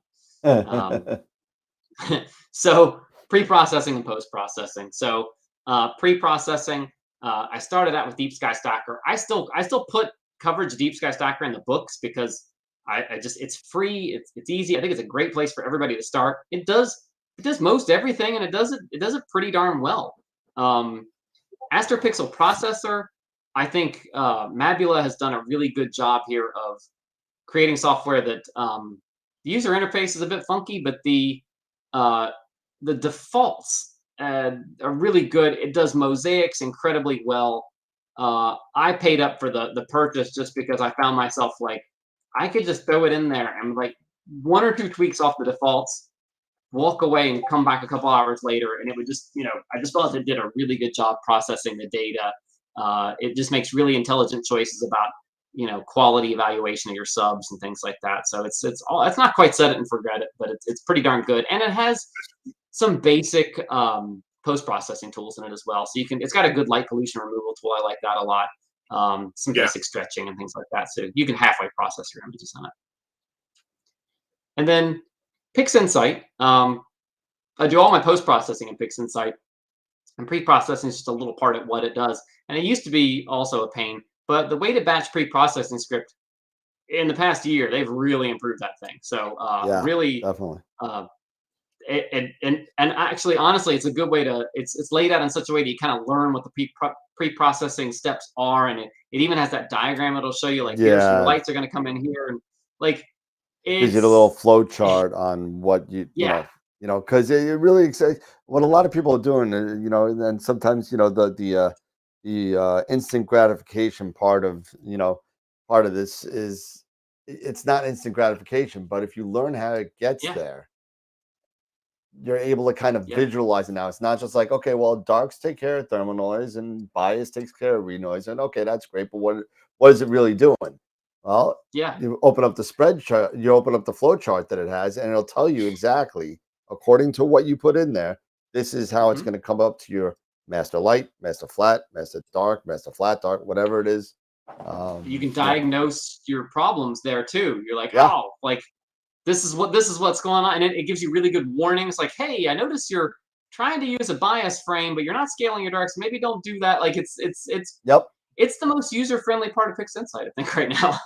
Yeah, well, you know, we can't have everything be user friendly. What would be the point? Yeah. Yeah. How would we keep people out of this hobby if that were the case, Exactly. right?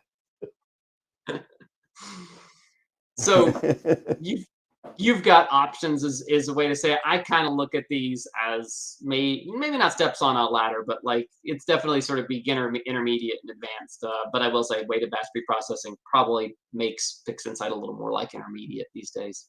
Yeah.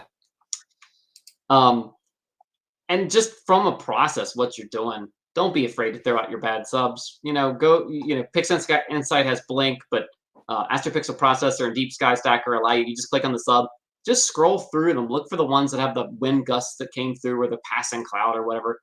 Just get rid of those. Like you just, it's an easy thing to do. Just process your quality data. Um, use appropriate stacking methods. This used to be a lot more complicated, but honestly now, like these programs make pretty good choices for you based on the number of subs that you put in. Um, the most common place you see problems in pre-processing is flats. Mhm. There's usually either something's wrong with the offset of the flats or the light panel. I mean, I will tell you, almost all these LED panels are pulse modulated, so it's pulsed light. If you take a short flat, because of the way the CMOS cameras scan across the chip, you can end up with these bands and stuff. So if you're going to look at any place to start diagnosing problems, like flats are the first place to go to see what's going on there. And then like either you can use the flow chart that you were talking about there, Dan, or it can be instructive just to take a couple batches of data and just manually pre-process and just take them through and see what it looks like at each stage. AstroPixel Processor has a neat feature at the top where if you at the very top of the screen you can click on and it'll you can show progressively what it looks like, when this sub has been registered, when it's been dark subtracted, when it's been flat divided, and you can kind of see that. So maybe you don't have to do it all manually, but like it's just good to understand what these processes are so you can diagnose your problems later. Yeah. So Jerry Valdez has a question. Yeah.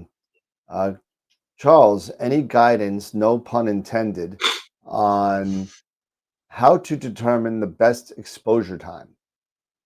Oh, yeah. I wrote literally, yeah, I tackled a whole chapter on that for the new edition of the book. But basically, you're pulled in a couple of directions. Like if you had no read noise, obviously you would just a million 1 second exposures be the same as 1 million second exposure, right? It doesn't matter. But you do have some read noise to contend with. And then you don't want to go too long with your exposures because you end up throwing out a bunch of exposures because one wind gust will ruin everything. And also, frankly, the sigma clipping here, like all these statistical methods need 20 to 30 exposures to do a good estimate of what the standard deviations are so they can figure out what an outlier is. So they need enough exposures so that they can say, oh, that like these pixels were a cosmic ray strike, we can exclude those, these sub exposures in those pixels. So it is a balancing act, but I think with modern CMOS cameras, it's pushing toward the shorter end because the read noise is so much lower. I actually was just writing a couple of I put those exercises in the book, and in the new version, I actually took them and I showed them as work examples. I didn't hide the answers in the appendix. Now I showed the worked answer right there with it, and one of them was basically exactly this question, which is if you were to divide the same set of exposures into like an hour hour worth of exposure, you divide it into 10 6-minute exposures versus 61-minute exposures. And I give a bunch of stuff from a modern CMOS camera. The difference is pretty minimal. If you're imaging at 5 times the read noise squared, and we don't have to get into what that, but for those of you who've done these calculations where you say, how bright is my background, and what is the read noise in my camera squared? And so you measure your background convert it to electrons, and square your read noise. That's the benchmark to use. That's the analysis you want to use, because you can literally calculate what your efficiency is. And the efficiency is how good am I by what's my total signal noise ratio, dividing this exposure up into a lot of little sub exposures, short ones, or taking one big one. And you can figure out what percentage of the ideal you're at. And long story short, 5 times read noise squared is greater than 90% as good as taking one long exposure. So that in most situations and for most sky brightnesses, that's not that long of an exposure. That's like a 60-second exposure for a lot of us. So you can do the calculations. The other way to look at it is just to look at the histogram on your images and say, kind of, am I off that left edge enough? And it doesn't have to be, it just has to be barely off the left edge. But realistically, it's going to depend on the focal ratio of your scope. It's going to depend on how sensitive your sensor is, lots of things like that.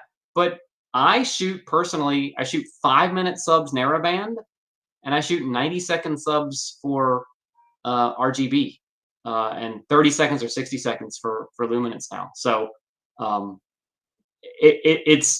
you can take I guess that's a long way of saying you can take a complicated analytical approach to it, look at your read noise, look at the background, or you can kind of just let your histogram be the guide.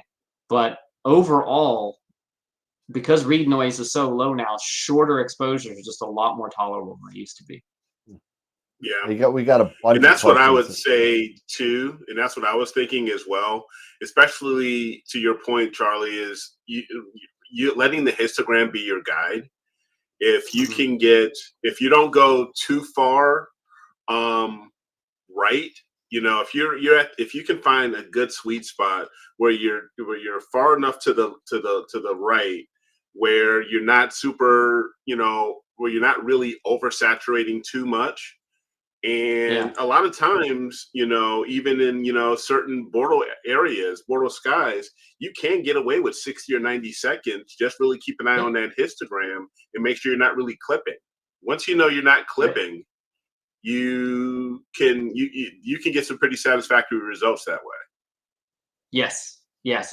And as far as being off the left edge, you don't have to be any distance off the left edge. Just as long as you're just barely off the left edge, that's enough, because you don't want to give up any additional dynamic range. And I just quickly jumped over to the chat and I saw some questions about clipping on the other side. You're absolutely right. It depends on the dynamic range of the scene. If you've got a situation with a really bright star and a really dim nebula, that's you're gonna clip that star if you go very long exposure. So that becomes your other limiting step. Mm-hmm. Depends on the depth, the well depth of your camera. Yeah, there's a lot of factors, but Eric, you're absolutely right. Like, the simplest way to do it is just to let the histogram be your guide. That's the best way. Exactly. And don't feel bad about losing. You're not losing that much. If you're erring on the side of shorter exposures, the penalty is very small. Yeah. Just keep taking more. Keep taking more. Yeah. What are you gonna do? That's the whole lesson here. More. Keep gathering that data. So here's I think this is actually like my last content slide, one of the last couple content slides here. So just for post processing, listen, we could do 10 of these evenings, and we wouldn't cover everything there is to do and know with post processing. But just a couple of quick things, sort of like spending more and more time on gathering the data. Just expect it's going to take a lot of process. There's a lot of processing and then going, oh, I don't like that result, backing up a couple of steps going forward. Like, processing is an iterative thing, and it's going to take some time. There's really no recipe you can follow. There's some basic principles, but every image, and in particular, even different types of objects, require different types of processing. Sometimes you're processing to pull out the thinnest details. Other times you're processing to get sharpness. Other times it's a real contrast problem or a noise problem. Each image is different, so it's just a matter of practice. But I will say removing gradients is like one of those the biggest things. And you know, as a beginner, it's not readily apparent that you think when you're removing the gradient, you're just getting rid of this unattractive gradient. What you're actually doing is you're allowing yourself to stretch the image further, right? Those gradients. So if you can imagine the gradient is like I don't know, like a curve. Your object is this very gentle curve of like, here's the background, and you're getting just a little bit brighter where your object is, and then a little bit dimmer. And the curve of brightness from a gradient is just overwhelming those tiny differences that your object has versus the background. So when you flatten that background gradient, you actually allow yourself to stretch the object more. And I mean, if you're experiencing imaging at all, you notice like you apply something like dynamic background extraction or, you know, any of these gradient removal tools, and suddenly like your image just pops. And it's not because the gradient was causing the problem as much as like now you can just sufficiently stretch the image. I think StarNet++ has just been a game changer for nebula processing, especially because that was always the problem, is you had to stretch the nebula so aggressively. You blew out the stars, and then all of us had these everybody had their own secret sauce for making just the right mask for the stars, and you know, that became like the most time-consuming part of processing, getting that star mask just right. And man, StarNet++ came along, and it was just like, you don't have to worry about that anymore. You can process the stars one way, process the nebula the way you want it, bring them back together. It's the best thing ever. We got a couple other questions on. We got Sure. actually quite a bit. Yeah, sure. Let's see. So, first one that I saw, and maybe I apologize if I skipped a couple, but I think I got everybody. Tarek asks, the question is, when do you think your data is good enough, or when to actually finish your final image? And part B of that would be, is it subjective, or is there some sort of standard of quality when it comes to pictures? Man, that is where you're getting into the art of this. Yeah, I mean, it's, you know, when did Michelangelo remove enough stone? You know, painters do the same thing. Yeah, you process it until you think you've pushed the data, you know, until they've given up everything they can. And you see people, I go back and reprocess my own data, and I think, what was I thinking last time I did this? You know, yeah, there's no way to know, and you'll find yourself going back and applying new skills or new tools to old data and squeezing more out of it. So yeah, you're never done. Yeah, that's very true. And we talk about that quite a bit on the show. And you know, and one thing we like to promote on the show is that, you know, it's done when you think it's done. It doesn't matter what Charles thinks. It doesn't matter what I think. It doesn't matter what anybody thinks. You're the artist. And if you like it and you think it's awesome and you think you're ready to go, then it's good to go.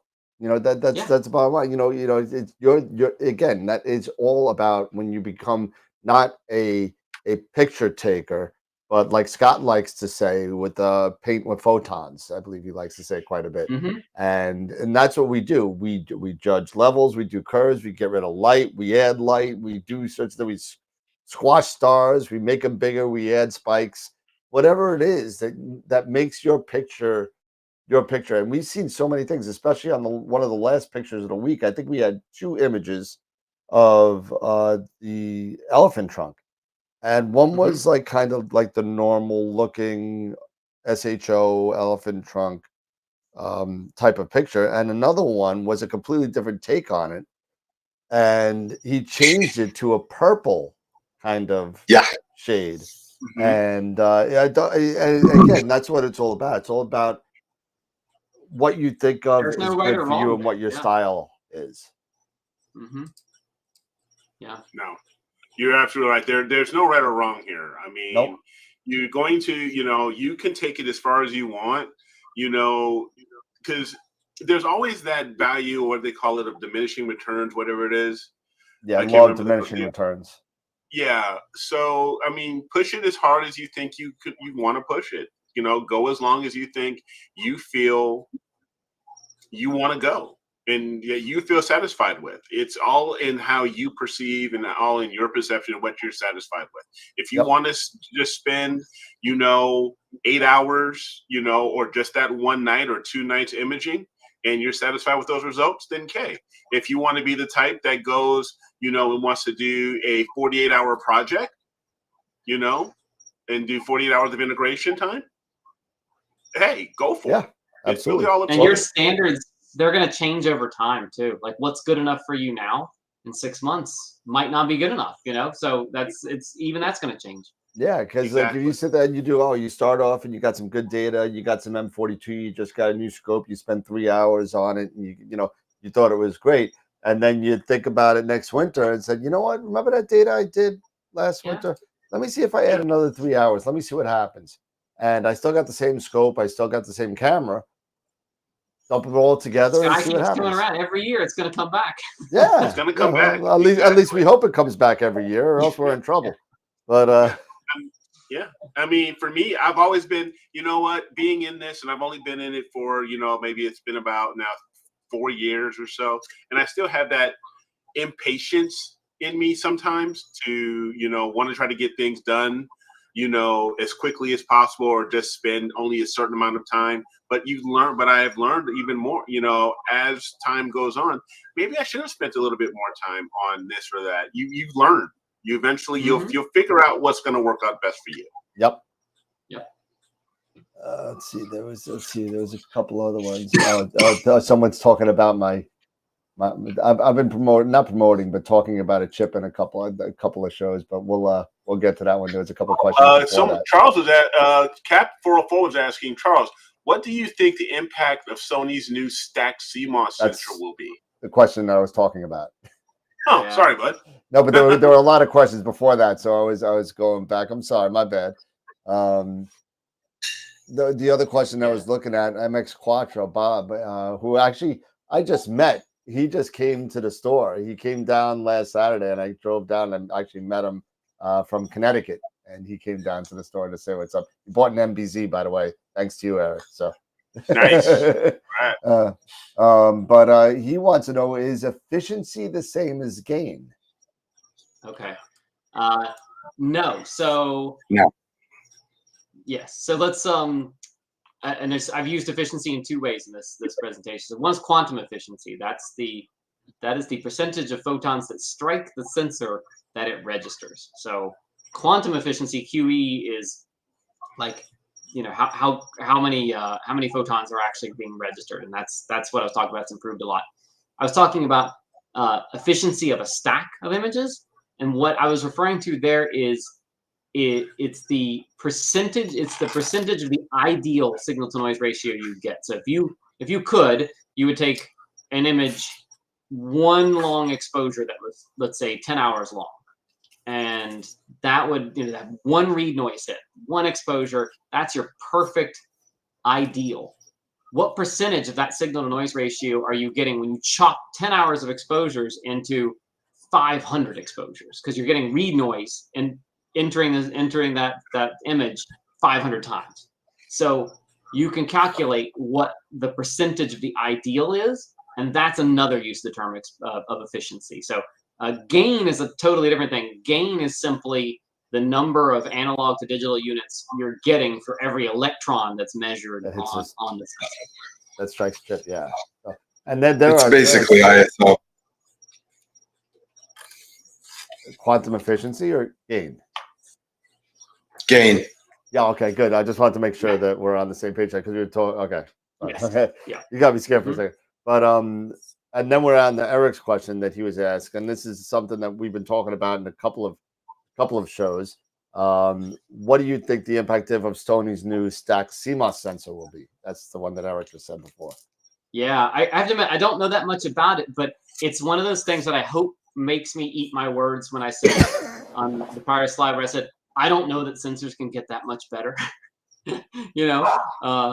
Maybe that's the way that's the way we get there. So no, I don't know that much about it. I mean, I guess we'll have to see once we have a product in our hands to play with. But I'm optimistic that because we're already at like 90% quantum efficiency. Read noise is approaching 0. Pixel size is pretty perfect. You know, thermal noise is thermal signals down to almost nothing. Like I was like, how can they improve this? Oh, well, they can have a triple sensor now. You know? Yeah, exactly. Yeah. So maybe you get three times the dynamic range than you would get on Yeah. anything else. So who knows? Yeah. We'll see. Love I mean, it. the only thing that we have on that chip, I think, is that one press release back in December. So other than that, there's nothing really out there. There's no images or anything out there on it. So I'm optimistic. Yeah. Yep, we all are. And Captain 404 also questioned, would you rather err on this is something that we go back and forth with. Me and Pete go Yeah. back and forth with this all the time. Err on, because I come from the land of undersampled, having the Yeah. STF 8300. And so would you rather err on oversampled or undersampled? So in general, as a principle, undersampled. So there is, you pay a price in resolution, right? As you undersample more and more, you're going to get less and less resolution, but you're improving your signal to noise ratio. And this is why I always say, you know, the extreme of that is if you can make any picture look good if you show it at, you know, like a postage stamp size or like on Instagram or whatever. Like everything looks good when it's really small. It's when you sort of zoom in that you lose. And that's because what you're doing, you're actually getting a better signal to noise ratio because you're reducing the resolution. So undersampling, you're giving up resolution, but you're getting higher signal to noise ratio. So most likely it's getting a prettier image. Oversampling, you reach a point where you are not getting any additional gains, right? There's a point at which you cannot exceed what the atmosphere and the optics and your mount have limited the resolution. You are never going to resolve a star as a true point source. The limits of diffraction prevent that. And more importantly, the atmosphere is going to be the main limiting factor there. So at that point, if you're oversampling, you're not actually revealing any more detail. You're not getting a resolution benefit, but you are reducing your signal to noise ratio because now each pixel has captured fewer and fewer photons, but it still has some sort of read noise hit and some sort of, you know, other sources of noise. So in general, undersampled, but, you know, it's complicated. You know, it takes more to oversample than people realize. It takes a lot. It takes a lot. Yeah. Yeah, like really half an arc second, you know, is probably where that's about the limit for most people as far as like you're oversampling. If you're less than half an arc second per pixel, unless you're just in the Atacama Desert or something, you're probably oversampling there. But it's not like you hit a wall. There's a real diminishing returns where, you know, like you're just really not squeezing that. You know, you get below 0.7 arc seconds, something like that. It's, you know, you're not really squeezing that much more resolution out of it. So at that point, you know, it depends on your goals for imaging. Like if it's a small galaxy, yeah, you want to push to the limit of that oversampling edge because you want to resolve those small details. For big nebulae, I mean, yeah, shoot with the Samyang 135, you know, telephoto like I do all the time. Sure, the stars are kind of blocky, but I'm also able to reveal, you know, these amazingly faint details pretty easily. So it's just it's a question of trade-off. Well, you know, Charlie, there is an exception to the rule to that, but none of us actually apply here because we don't shoot planets. None of us shoot planets. We're more into the nebula. But as I said, you're right. You can't overcome seeings, but if you can push it down to about maybe 0.5, it's good for planets if you've got the vocal length. Yeah, and in planets, of course, you're even doing something different. You're doing an extreme version of what I said before, which is throw out your bad subs, right? Like in planets, you take 100,000, you're taking like, you know, tens of thousands of subs, and you're hoping for, you know, seconds of good seeing in there. So you're actually exceeding the seeing because you're getting moments of good seeing and then pulling out only the subs with that to get the resolution. And that kind of leads us into this next segue is talking about EAA. I mean, it's kind of interesting now. It's becoming very popular, and I see the appeal of. It's almost got the appeal of visual astronomy, where you get the immediacy of seeing something right there, but all the benefits of electronic imaging and being able to have that sensitivity. Yeah.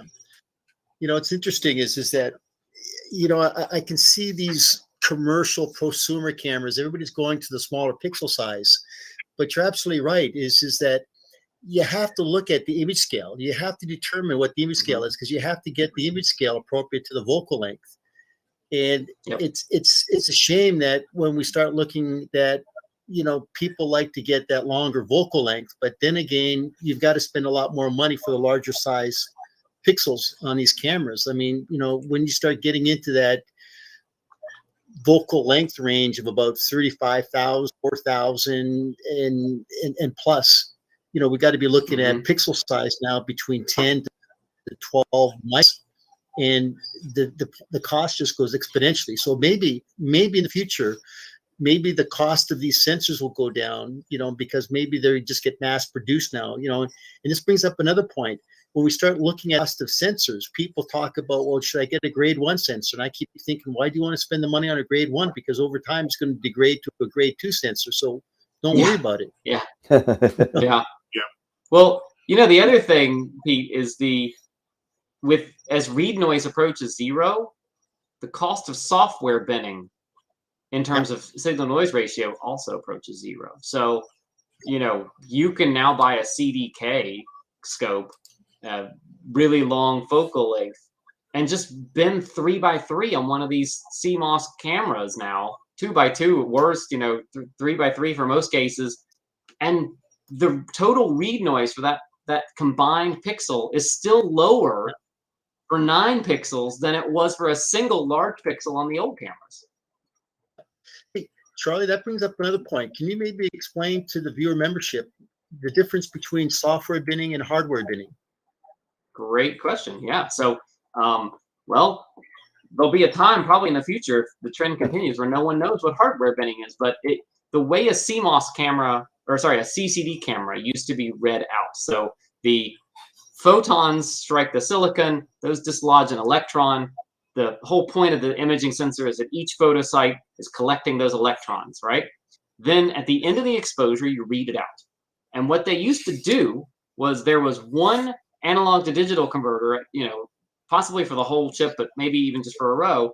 But they used to use the bucket brigade analogy. The electrons were literally passed from one photosite to the next, down the row, and then they were read out at the end of this process. Well, what that allowed you to do, though, was to pass the electrons from multiple photosites and combine them into one, and then read that out with only one read noise hit, because it's the analog to digital converter that's adding your read noise hit. So you could do hardware binning, and you would have the same read noise, but you could get, you know, read out 4 pixels at once, or even 9 pixels at once, and keep the read noise at the same level.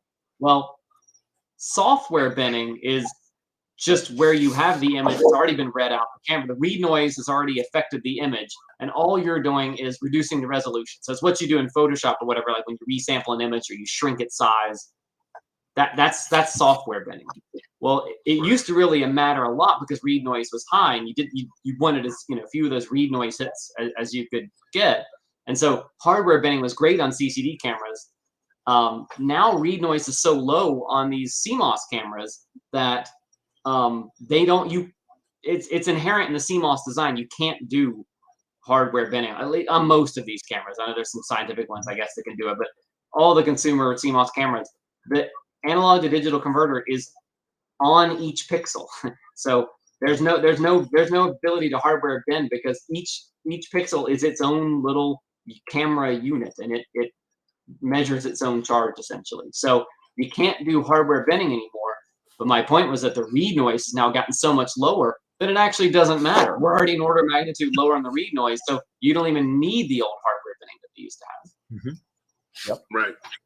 Yeah, and I know for myself, I'm actually, you know, using these longer focal length scopes, like say my Schmidt Cassegrain. I almost have to bend. You have to bend now, and especially in certain skies, it's looking like, because of a good website that we talk about a lot is astronomy.tools, and going there and looking at that CCD suitability calculator. And now it has, for example, the 294 mono, which originally came out with a much higher resolution in its bin 1 configuration. It was basically double what the 294 MC was. So looking at that, and you're looking at, okay, if I'm going to have decent seeing where my, where my star sizes are between 2 and 4, arc seconds for, I should be now, basically, from what it was telling me, I should start binning 3x3. Yeah. And that's okay with these new cameras. Like 3x3, like the read noise is so low. Yeah, exactly. So now I'm going to probably have started getting into the habit of, okay, now when it comes to using the Schmidt-Cassegrains and these longer focal lengths, I'm going to start, I should definitely just start binning, because it's software, because it does software binning. It does software binning up to 5x5. And I'm looking and I'm seeing the calculator telling me I can do 5x5 fairly decently. You don't even have to make that decision, though. You can make that decision later. Go ahead and download the data at 1x1, and you can just, when you bring it into PixInsight or whatever, you kind of look at it, and then you got your choices. You can say, oh, actually, you know what, 4x4 looks better than 5x5. I think that's okay. Like that's software binning can happen at any stage. So unless you're constrained in terms of storage size or something like that, do it at 1x1 and like, deal with the binning question later. That's the other benefit of it. Oh. All right. And Charlie, this is something maybe, I'm sorry if I'm interrupting here, but for the viewer audience, this would be another question to talk about binning when it comes to, say, like you do your luminance at 1x1, and then maybe you do your narrow band at 2x2 or something like that, and then in post-processing, then you can actually increase resolution. Just for the viewers, maybe you can explain the reason why you would want to do something like that. Yeah, great question as well. I like your leading questions there, Pete. That's very you're leading us right into the core principles of some of this stuff. But so obviously, the red, green, and blue filters cut the spectrum into thirds, right? So a luminance filter is gathering approximately 3 times as many photons. So the key thing about astronomical objects, and this is true of actually most visual scenes, is that brightness changes at much finer scales, or we say higher frequency, than color does. So you don't typically get in a natural scene a sharp change in color. Color changes more broadly, and the sharpness comes from the changes in luminance.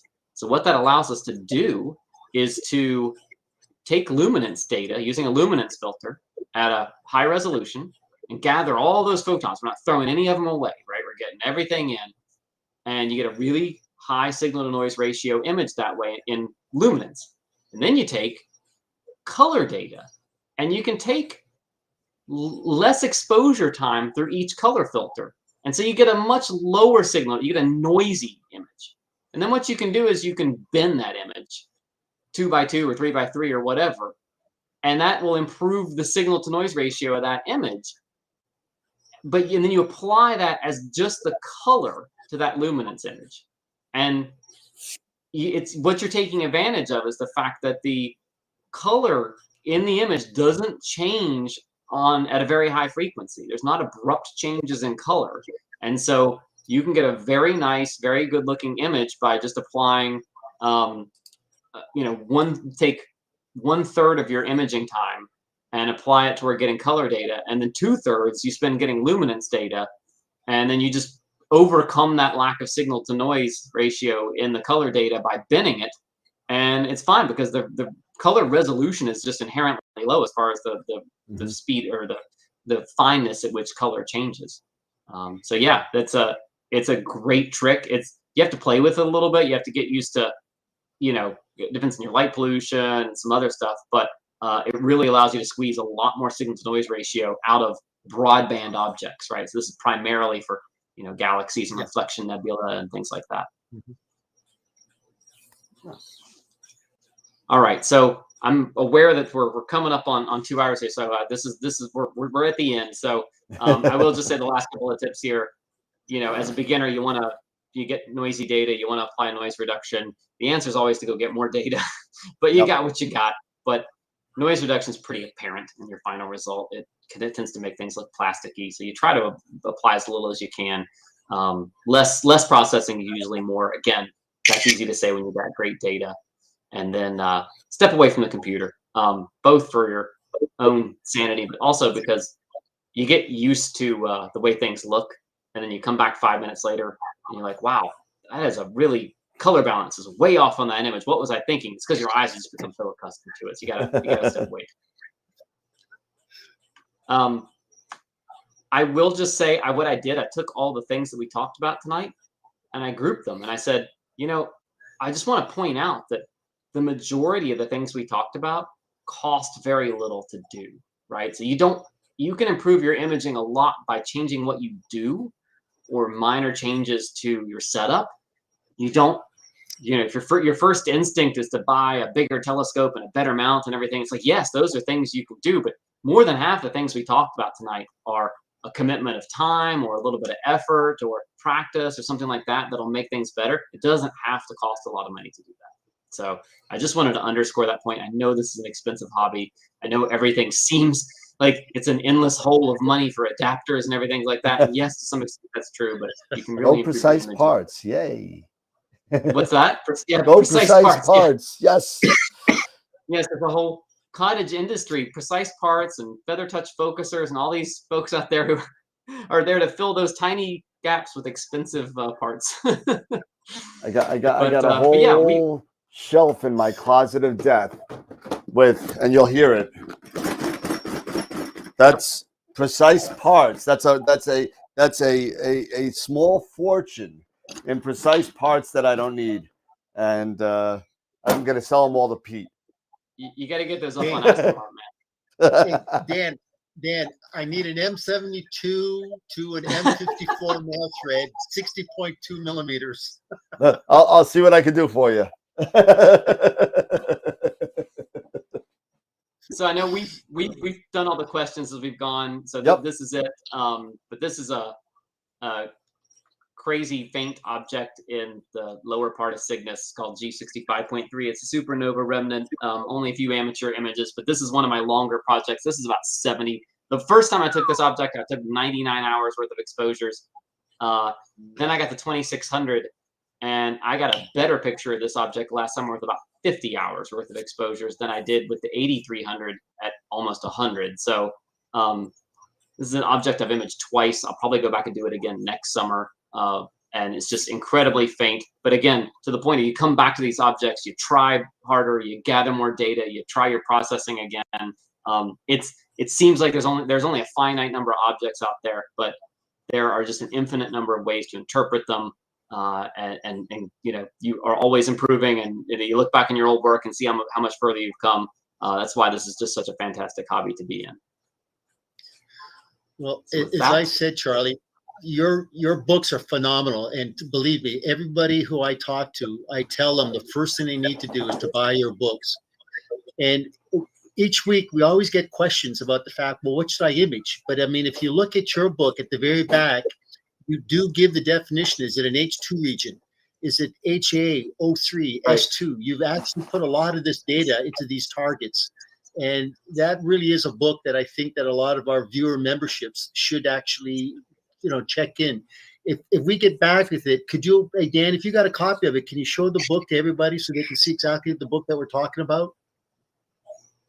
This one? It's the planner, correct. The planner, yeah. So this literally, I got an email. I got an email from somewhere that said, hey, the second edition's coming out. And I was like, oh, wow, when's it coming out? And I was like, oh, okay. Oh, great, it's going to come before the show. so I ordered it. I got it Monday. And, and the thing that I love about this one, even I got the first one too from 2021, and this one is the brand new one. So this is out on Amazon right now. So go grab it. Or you can email me and I'll create a custom. If you want the PDF version, I can create one based on your own personal latitude and longitude and everything for you as well. And I believe this is for, what is it, 40, or is based on 40? It's got so it's got 40, 30, and 50. So 40, oh yeah, that's right. northern hemisphere. Yeah, so if you take a look real close, there's 3 different colored lines here, and what he did was he mapped out certain objects, so it'll show you where they are for your latitude. So if you're down in Georgia or up to Maine, it's going to be actually Florida is so in the low 30s. So hey, this is awesome. What's that? 28. 28. Okay, so wow, good for you. You can reach all those southern hemisphere objects. Now, if we could only get him to pull out his telescope, we'll be okay.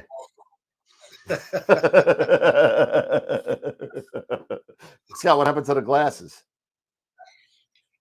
Oh, these? There it is.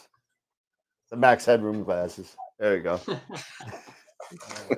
But yeah, so anyway, go grab it. It's an awesome book. It's a great follow-up to the last one. And for those of you out there that are really new to the hobby, I don't even like to call it a hobby anymore. If you're new, you'll figure out it's a lifestyle. So eventually you'll figure it out. Go grab the Deep Sky Imaging Primer. Go grab that because Eric said he cut his teeth on it, and he started with that book. I unfortunately can't say that. I started doing this before your book came out. So I think my first, what was that? It's pretty old school. But we know that you had the 8300, so that says that you were there. In the early days. Yeah. Well, I actually started with a Minolta Maxim. Dan, pull out the disc. Pull out the disc and show Charlie. Where is it? Oh, come on, really? You're gonna make me find this thing? You're gonna make me break stuff and find this thing now? It's in my closet of death somewhere. I don't know where it is now. I just cleaned this thing. It's under all those precise parts, probably. I have a disc, and it is the original version of the Sky Level 1. And it says on it Windows 95 compatible.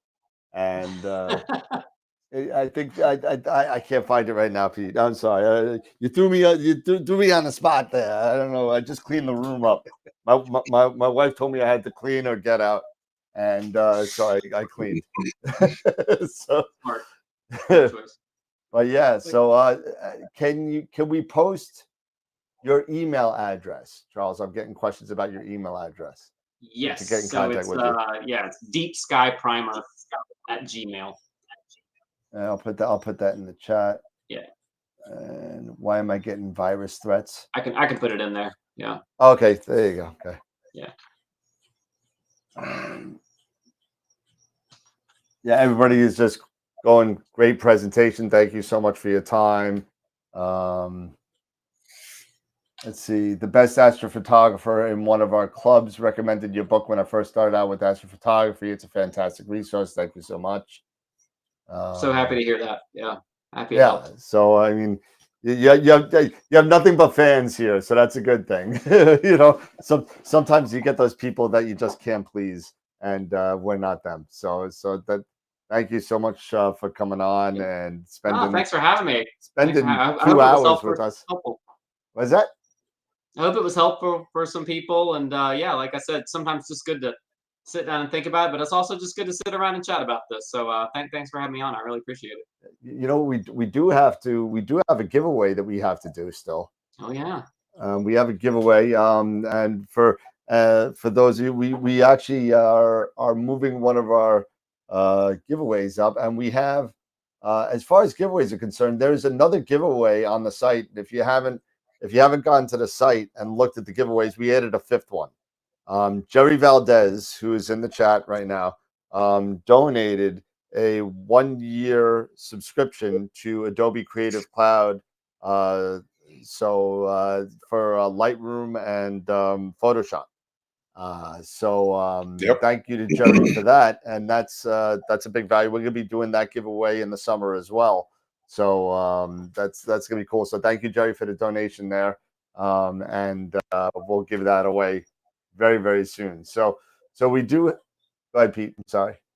I was going to say, Charlie, do you mind mentioning something that we talked about earlier to the viewer membership that we talked about, and we'll let that get out there as well, and then we'll figure out when to do that. Oh, the giveaway. Absolutely, Oh. if you don't mind, maybe you can just mention Yeah. to the viewer Yeah, membership. I'll so the third edition of the Deep Sky Imaging Primer will be out the end of the month or right around May 1st. And so as soon as that's out, I will send a copy to you guys and for a giveaway. And then I've actually got 2 books coming out, so I got another one coming out. So if that one makes it in time for me to ship it to you, I'll get both copies out to you. Awesome. Signed copy. And you got to hook all of us up, you know, with your books. Hey, listen, we got to purchase a book to hopefully he comes out with more books. So Exactly. No, As a matter of fact, Charlie, No, I'm just kidding. The price will pay him. Yeah. And matter of fact, Charlie, I'm actually typing up an email to your email account right now. So with my longitude and latitude and everything, so I'm looking forward to getting your planner. Just let me know how to send you, the money, and I'll be looking forward to whenever you can get it over to me. Absolutely. No, thank you. all right, so let's take a look real quick at the wheel here, and we got the spinning wheel here. So right now for this one, we have 29 people that have signed up for this giveaway. So I just updated it literally 2 minutes ago. So thank you for everybody who signed up for this, and don't forget for all. Boy, the pieces of the pie are getting smaller. Have you noticed They that? are. They really are. Can you hear me We now? lost Dan's audio. Can you hear me now? You lost Dan's audio for a second. Yep. Okay, I had to switch mics. My wireless. We've been on so long, my mic died. No. Oh, your mic died again? Your battery died? Well, I you know what? I've learned. I have a backup now. So no, actually what happened was I was on Global Star Party last night with Sean Nielsen, and I forgot to turn off my mic. And so now it's okay. So yeah, so we got the giveaway. So go to the website and sign up for all. You got to sign them all up separately. Some people wanted to be specific on what they wanted.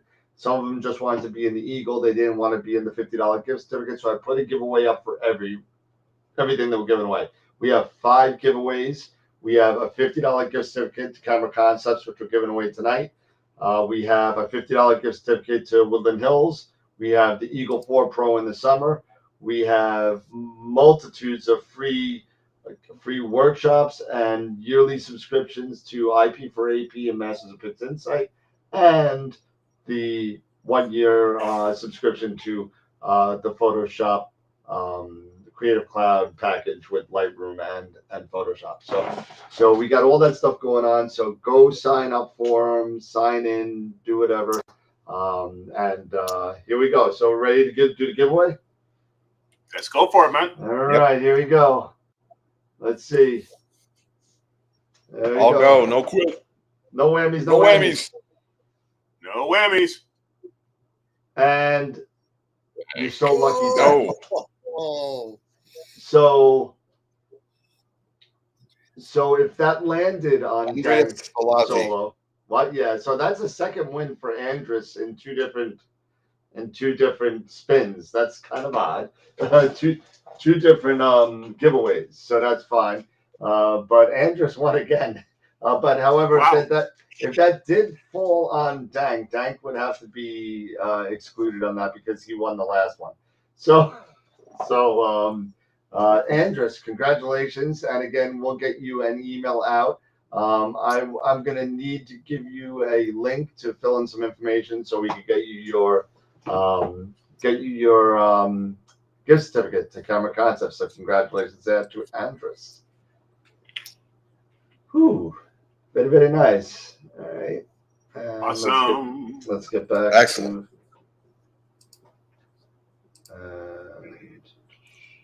There we go. And we're back. And of course, Mark Ellis is just smearing me with love. So thanks, Mark. Appreciate that. That's your buddy. So Andrus won again. Oh my goodness, I got to take him out. That's crazy. But there we go. The spin's the spin, and I think that's about all we have for tonight. Again, thank you so much to Charles to come on and show us his takes on how to improve our photos, and just for being here. Thank you so much for coming on, and thanks for the book that's coming too. So yeah, appreciate it. Good to see you guys. I hope we get to see each other in real life at some point when they get the conferences back running again. Yeah, I mean, I was so disappointed that NEAF was canceled at last minute. I mean, it is what it is. But you know what? I don't know if you remember a couple years back, the measles was rampant up there, and they had a really bad thing, and they almost canceled it for that too. So they actually kept it going for that year. But once COVID smacked down, they I guess they're trying to be safe and sorry. So and that's the world we live in these times. So I mean, that's what we got to deal with. So I'm glad that AIC is still going. So I wish I could make it to that. I see Pete's got something to say. You like kind of. Well, I was just going to ask the collective group, and maybe I can speak maybe for the viewer membership, and maybe they can chime in. But Charles, I think everybody really thoroughly enjoyed this presentation. That with the new book coming out, maybe what we do is we'll just wait maybe a month and a half. Book comes out, have you back on, literally just kind of have you go through what the book is, what the new additions are. Dates. If you don't mind, that would be a great idea. I mean, Eric, Scott, Dan, what do you guys think? I think it's a good idea. I think it would be a great idea if Charles is, if it's in his schedule and if he can do it, great. I think it'd be great. Yeah. Just make sure to charge him the appropriate amount of money. Scott says nothing for like 3 hours. Oh, I know, right? I know, right? That's what we pay Scott for. That's what. It's when these, when we get towards this end of the show, then he just takes it right on over. Right off the rip. It's kind of like you remember what is it, the Nanny, the old TV show. You remember the butler and the nanny? He would just come out with these singers that would just like kind of like, oh, and then that's Scott. Yeah. but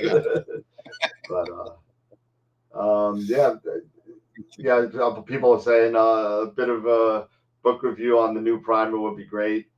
So yeah. Hey, sure, you're more than welcome to come back anytime.